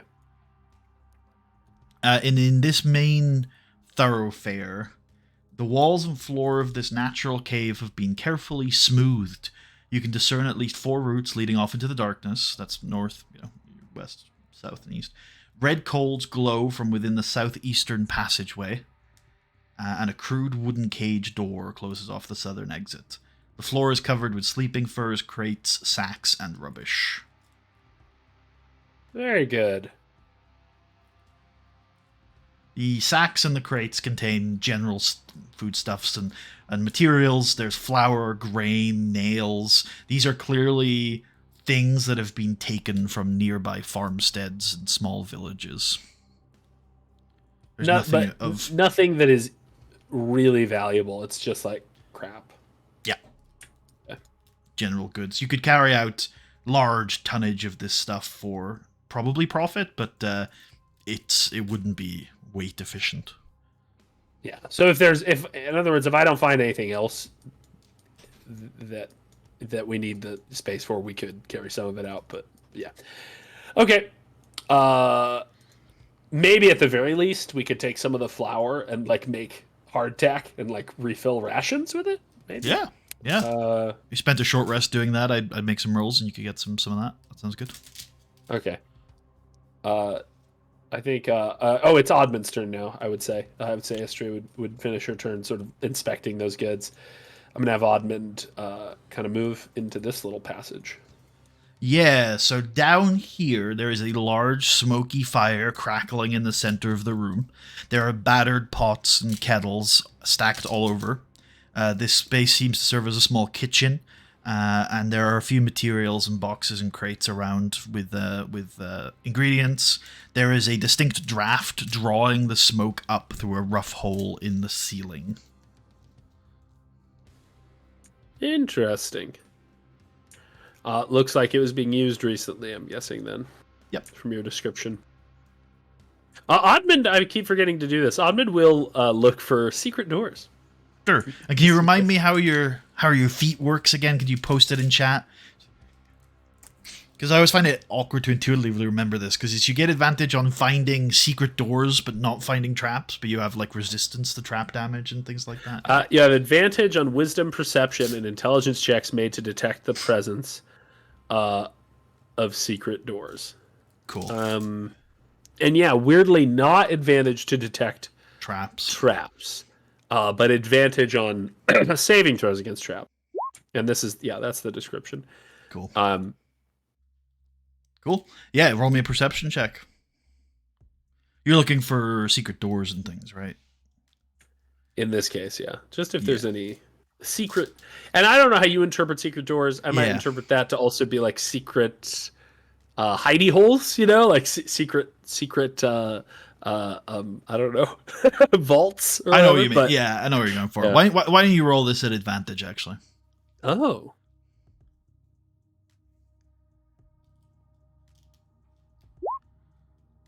Okay, so there's nothing irregular about the walls. One thing Admand does notice, kind of investigating this room for a while, is that the hole in the ceiling that's drawing the smoke out does very clearly go all the way to the surface. So you could exit if you climbed all the way up that chimney. It's obviously not an easy climb. In fact, it's far from it, but it does seem to exit. Wait, shit! What if this is the plume on the map?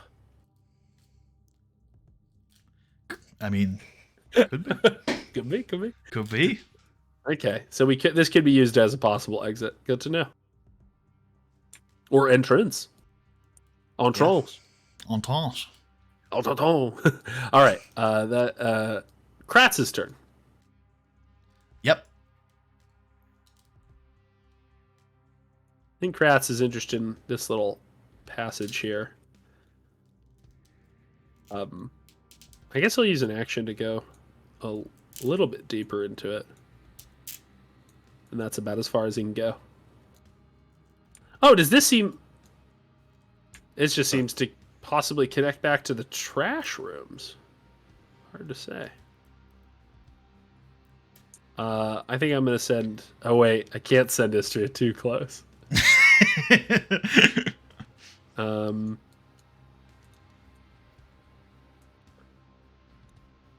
going to send history in, but not too close.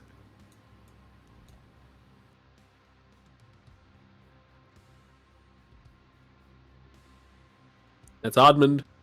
Cool.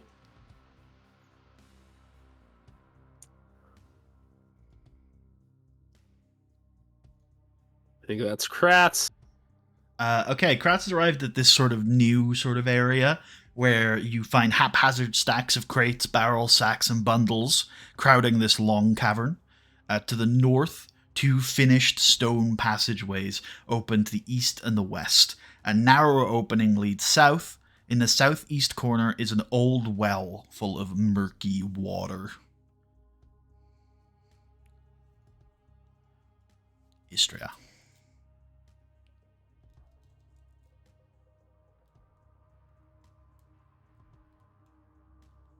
So this is the opening to the south you mentioned? Yep. Yep. And then... Ah! Get away from me, woman! Get away from me, woman! So it's within 10 feet. Why would you do that? Sorry. Kratz isn't usually that angry of a guy, but he's getting very angry whenever that happens. So you said two passages to the north. I see this one. Yeah, so I think it's me. I think I'm referring to that passage and then this passage, but this is just all blocked with trash. Oh, and it doesn't look like you could get past it. Well, it's certainly blocked up with all the crates and stuff. Okay. Admand is going to...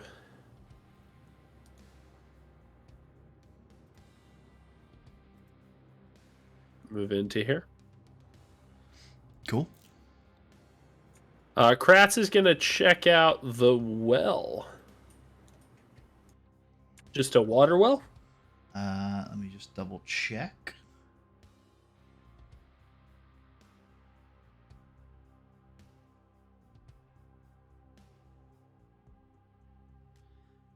Let me have Kratz roll a perception check.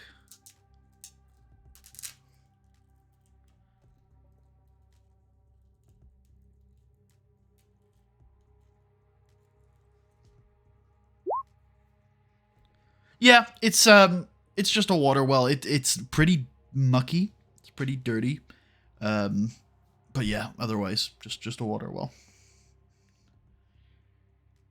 Okay. On Istria's turn,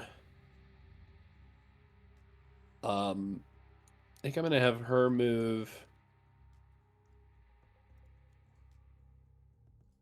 20 feet down there. 10 feet. Oh, dead end? Well, it is, but yeah, I wanted you to turn the light first. Yeah, this appears to be a dead end. Sorry, sometimes I am turning the light and it's not showing you, because if it doesn't show you until I drop it. Yeah. But weirdly, it shows me. Okay. So, okay, dead end. Perhaps something that... Does it look like it's a natural dead end, or does this look like stonework that people gave up on? Like they were digging something and they stopped? Well, that's a good question. Certainly certainly something the cavern looks fairly natural, except for the floor, which is being smoothed out. But yeah, otherwise Istria probably doesn't have the expertise to identify the structure. Okay. Yeah, that's fine. Kratz... Or, sorry, after that would be Admand's turn. Yep. I'm going to have Admand move up to this garbage, and he is going to try to see if there's anything through it or any reason why we'd want to like clear it out and try to get past it. Yeah, sure. Why don't you roll me a perception or investigation? Your choice.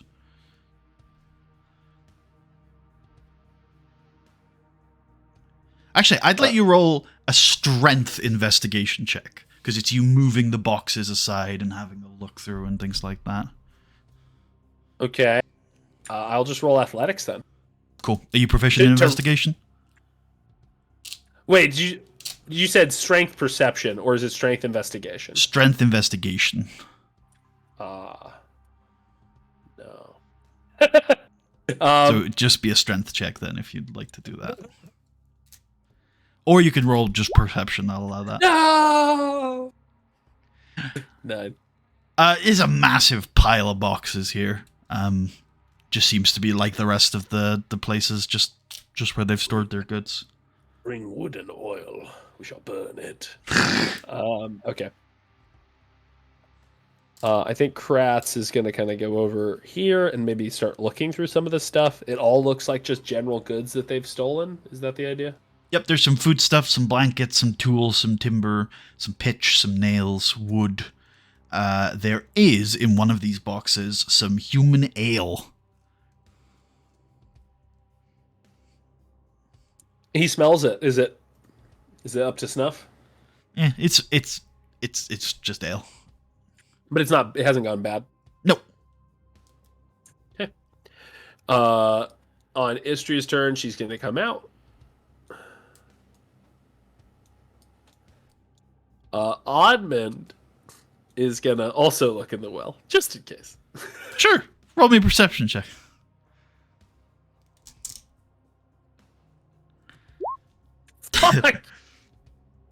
Wait, is there any secrets? Secret doors? No? This one's an edge case, actually, interestingly, but I'm not going to give you advantage on this one. Damn you! So, no, it's just a well. Admand says, it's just a well, and really there's no reason in history for you to look in here. But if you wanted to, just because then we'd all have done it, and it's kind of like a group thing. Well, then Billy and Dorian have to do it, too.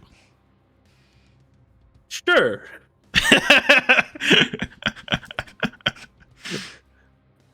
You got like a magic well that we've all put our hopes and dreams into. Toss some silver. We have enough of it now. No! dumps the bag of silver into the well. All of it. All of it. I will. What do you wish for? More silver. I'm gonna double my money. There's like a well in Neverwinter that's just like filled up with coins now. Like it's not even water. It's just a well of coins. You saying this well leads to Neverwinter? No, I'm just thinking of an interesting city decoration. Oh yes, Yeah. Okay. Kratz is gonna stay there. Istra's gonna come over to complete the group look into the well, just as a team building exercise. Very well. Get it? Well. Well. All right. She finds nearby to the well on the ground, one of the stones is loose. And as she picks it up, underneath is a hidden stash, a strong box. Ooh. She's gonna need her next, or somebody's gonna need an action to open that strong box and have a look. Actually, it's locked, so it's probably gotta be Istra. Okay, then we'll just wait for Istra. We'll come back around to Istra, and Istra will attempt to open it. Cool. Yeah. I mean, we can always smash it open, but that could damage the contents, so I'd rather pick it. Yep. Thieves' tools, check. That is actually sufficient. It's quite a rudimentary lock. That is just the DC, so she got it. As she clicks it open, and inside is 180 gold pieces and a flask, a clay flask with an intricate rune upon it. And inside the flask appears to be water. It's a clear liquid. It doesn't smell of alcohol.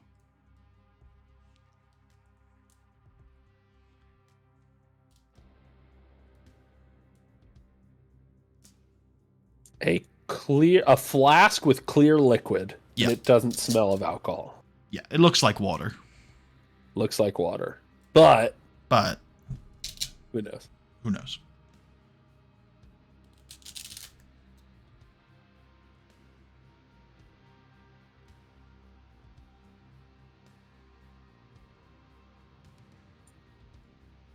I once found online like some people will post like their homebrew magic items on like Pinterest and things. Yeah. And I once found one of them that was the leap of faith flask, and it was a potion that if you drank it all in one gulp,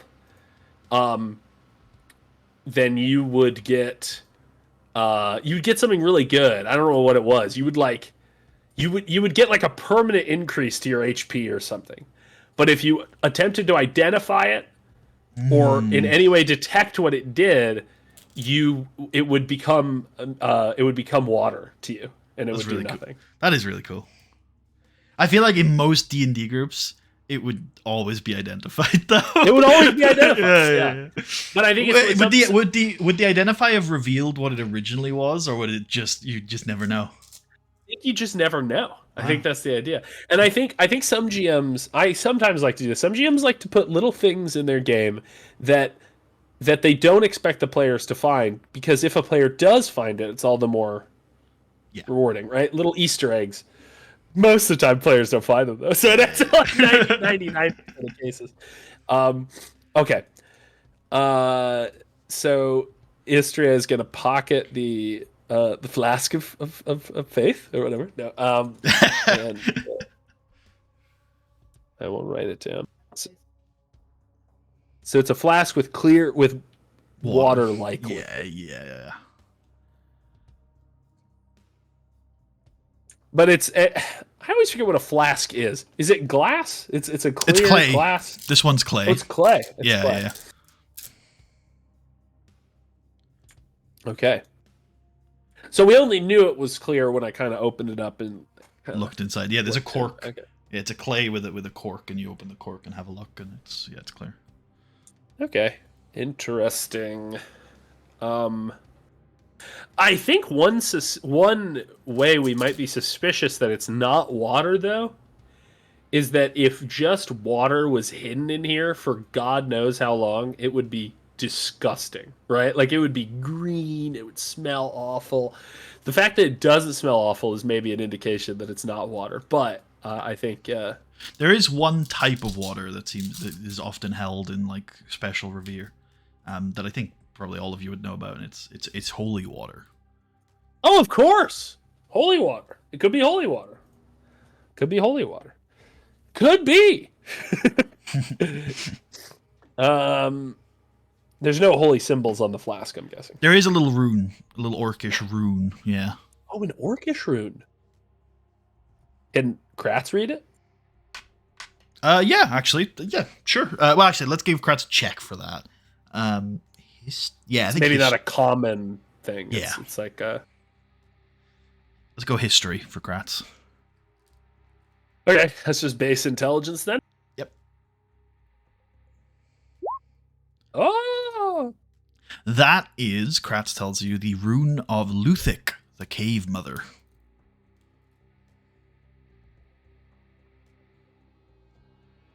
Said to be Grumsh's wife. Lover. I remember the Orcish Pantheon because I got into it for our Orc campaign. Oh yeah. The Orcish Pantheon is very fun in Forgotten. I think that is one of my favorite things about Forgotten Realms is the Orcish Pantheon. Yeah, and the racial pantheons in general are a cool Yeah. idea, and I think they do them well. In my most recent big group campaign, so they were fighting in the war, the Darkness War, and the Orcish side had a group of commanders called the God Generals, all of which were claimed to be avatars of different orcs of the pantheon. Oh. Yes, Mother Goddess of Fertility and Healing. So I'm guessing that it's either holy water or some sort of holy healing thing. Hard to say. We will pocket it for now. I shall drink it later. And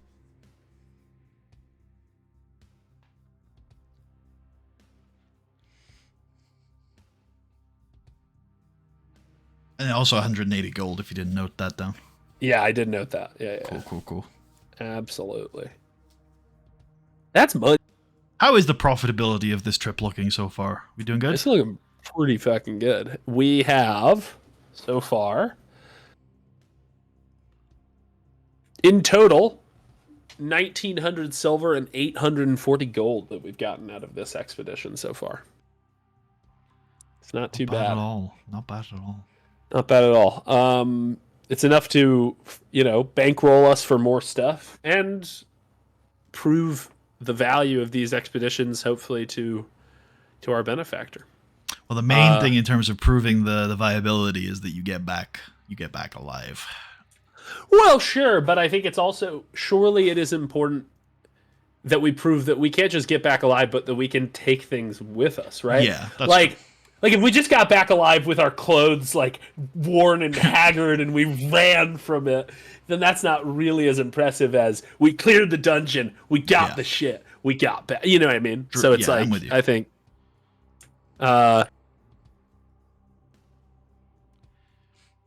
Luthic. Okay. So I was just writing that down. Okay, so I think in that case, I feel like we've kind of found some interesting things in this room. I think we're going to so I think we've explored this kind of belt area. And I think, if I'm right, we've pretty much explored the whole place.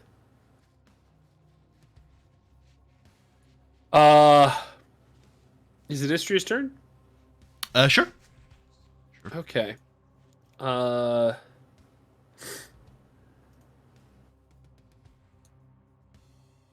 wait, I don't want to hurt Kratz.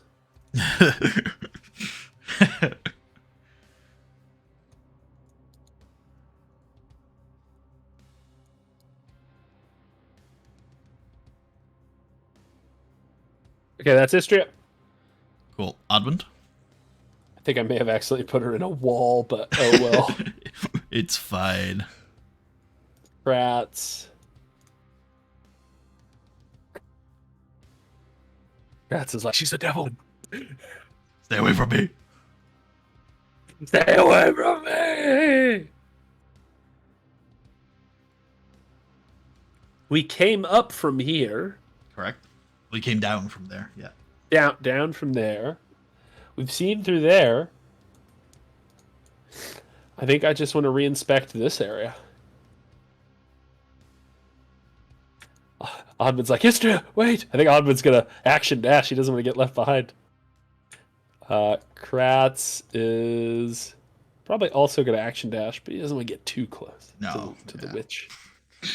To the evil sword woman. Why? Why are we using this?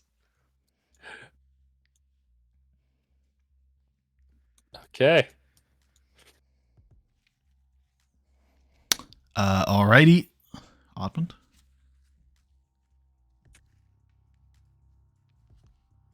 Admand has to basically run just to keep up with Istria's like normal speed. Yeah. Yeah. Admand walk. Istria walks so that Admand can run. Indeed. That's Kratz.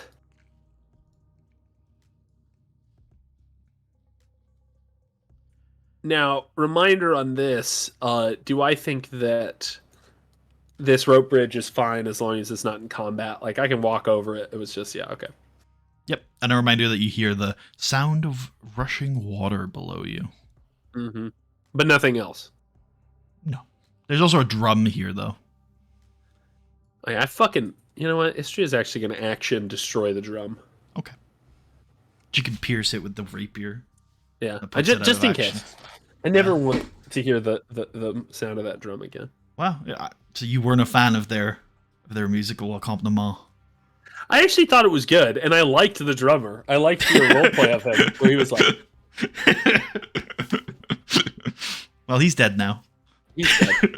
Oh, is he dead? Did we kill the drummer? That's so sad. I'm pretty sure there's like one surviving orc in this whole endeavor, and it's not the drummer. It might have been the drummer, though, actually. Right. There was one orc that managed to go all through this fortress at some point and alert everybody, and it might have been that guy. Run! Get Ulf! Get Yarrick! Get Ulf! Now, we've never found this shaman that we were told of. Maybe maybe she's out of the fortress right now.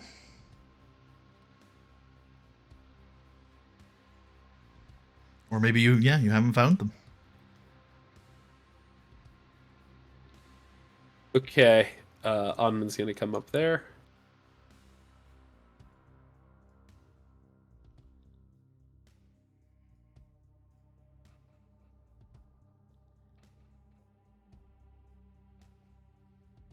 That's Kratz, and then on Istria's turn, she's gonna cross. Great.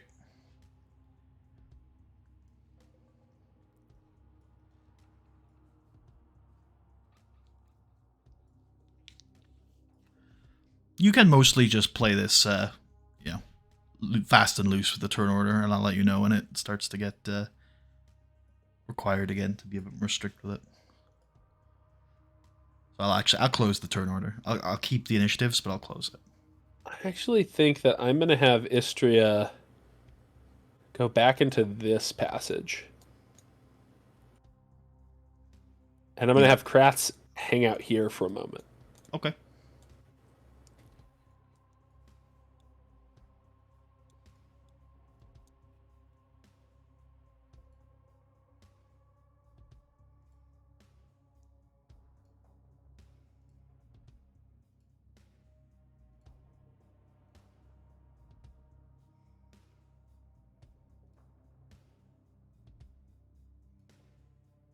So we saw an orc run through that door, and I'm guessing that orc is now gone. Gonzo. And in fact, actually, would it be possible to see a trail so Kratz is out here, right, where the orc would have probably had to run through. And we stabbed the orc right before he ran. Is there maybe a trail of blood leading out of the place? Sure. Kratz, roll me a perception check. Could it be survival for tracking? I think perception Actually, to it find doesn't. He has the same, by the way. I usually go perception to find the trail and survival to follow the trail. Yeah. Gotcha. You can't see anything like that. There's lots of blood and bits, around, so who knows which is related to who. There are bloody footsteps, but who knows who's licks every piece of blood to see. No. Tastes like orc.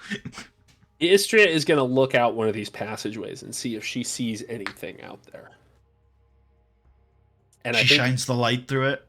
I'll have Admand do the same. Yeah, she'll shine the light through it.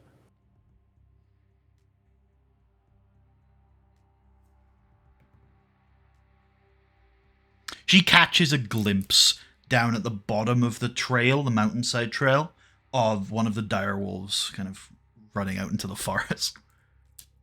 By one of the direwolf, I mean the last remaining direwolf.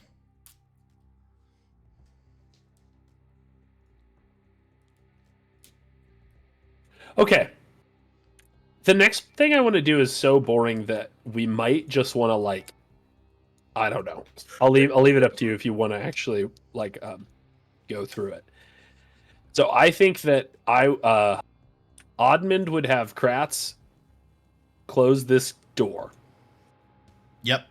And then I'm curious, how does this door work? Is it barrable? Is it sealable? Is it lockable? There are and if two... would know with his dwarven lore. Yeah. It's a pretty simple door. There are just two big handles you pull out. So you could put a piece of wood or metal through those two handles, and it would be pretty hard to open. I bet we can do even one better. You said there were chains in the room that they kept the wolves. Yep. Could I possibly chain it up? Sure. And there were padlocks we found. I could probably padlock the chains too. Although then we'd have to open that padlock. At the very least, so it would probably take a little bit, but I would remove the chains from that room and chain up this door from our side so that it would be fairly difficult. And fuck it, chain it up, and if we can also slide a wooden board so it's really secure. Yeah. So you're gonna take the time to do that? So Admand is going to take the time to do that. I think Admand's going to lead the effort on that. I think Istria at this point is going to leave the sword somewhere that, I'll just have Istria leave it in this room here so it doesn't bother Kratz. This is where Billy secretly reveals that he's actually an orc. Fuck. Istria and Kratz are going to go room by room again and make doubly sure that all of the enemies are cleared from this place. They are just going to double check because they could have slipped around and hidden, right? This could be a weird game of hide and seek, and we want to make sure that no one is going to slit our throats because I think our plan is going to be to camp here for at least one night. And so Istria is going to do that with Kratz. They're going to search room by room. They're just going to make sure that no one has been left behind and is hiding. Okay, and you said they're going to stick together. They're going to stick together. The sword has been left behind so that Kratz isn't angry anymore. Can I get perception checks from both of them and investigation checks from both of them?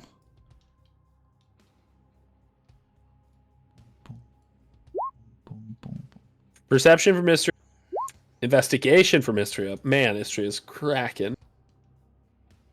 Perception from Kratz, also pretty good. Investigation from Kratz. Oh, fuck. What? Okay. So you're chaining up the door, and they're in the process of going room for room of investigating various things when Kratz hears something to the south here. Do you see where I've put them? Yep, I see where you've put them. And so you go ahead. Did you hear something to the south where? Just generally to the south, he hears a rustling. And so he notifies Istria to be wary. And as they sort of come around the corner here, 1 second. As they come around the corner here, just poking out from the well, they see 3 orcish figures. And the fuck? one... Where you bitches been? One in the middle points at them and says, it's a woman, and she says, "In the name of the cave mother, we will smite you down." And I think on that note, we will end off the session this week, and we will come back and see what happens in this confrontation next week on Difficult Terrain. Oh, wow. This could be bad. All right.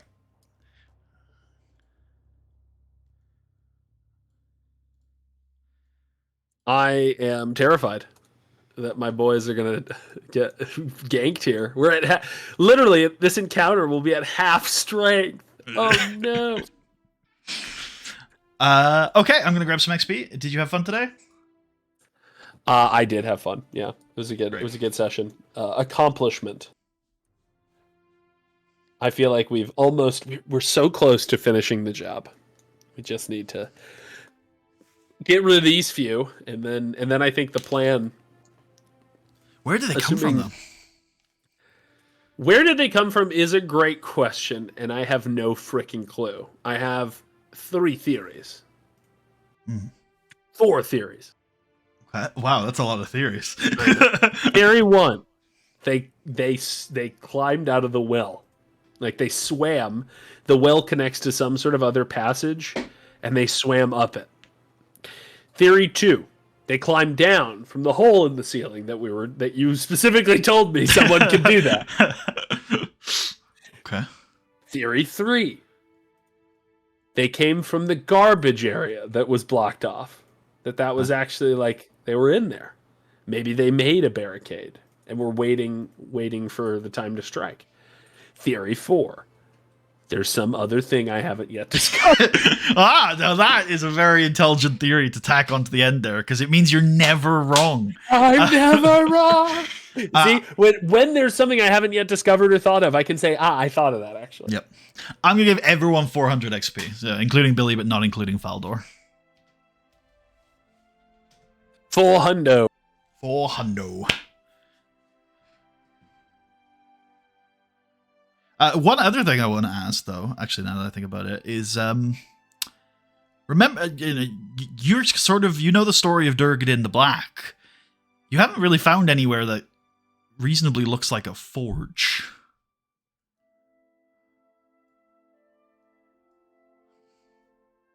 Well, shit. Yeah. And now I'm starting to think that garbage pile was really important. I think we're gonna shit. Well, start panicking. Lots of interesting avenues to go down next week. Are we good for next week? I think so. Great. I think it's actually international break next week again. We're having way too many international breaks this year. So I can probably do same time. Same time. Yeah. I'll let you know if that same time, same place. I'll let you know if that changes. Anything else you need to go over, or should we wrap this up?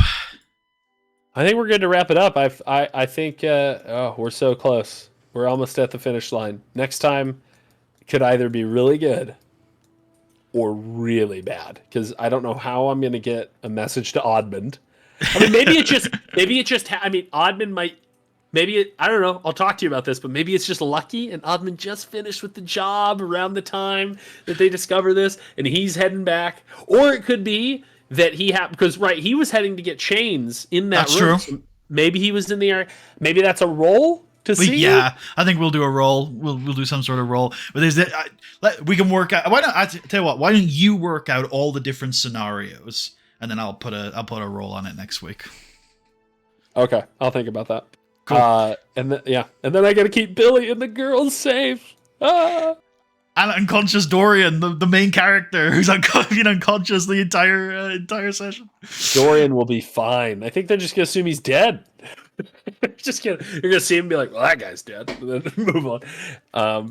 All right. Thank you all for watching. I hope you all enjoyed, and we will see you guys next week for episode 14 of Difficult Terrain, the Admand Expedition. Peace out.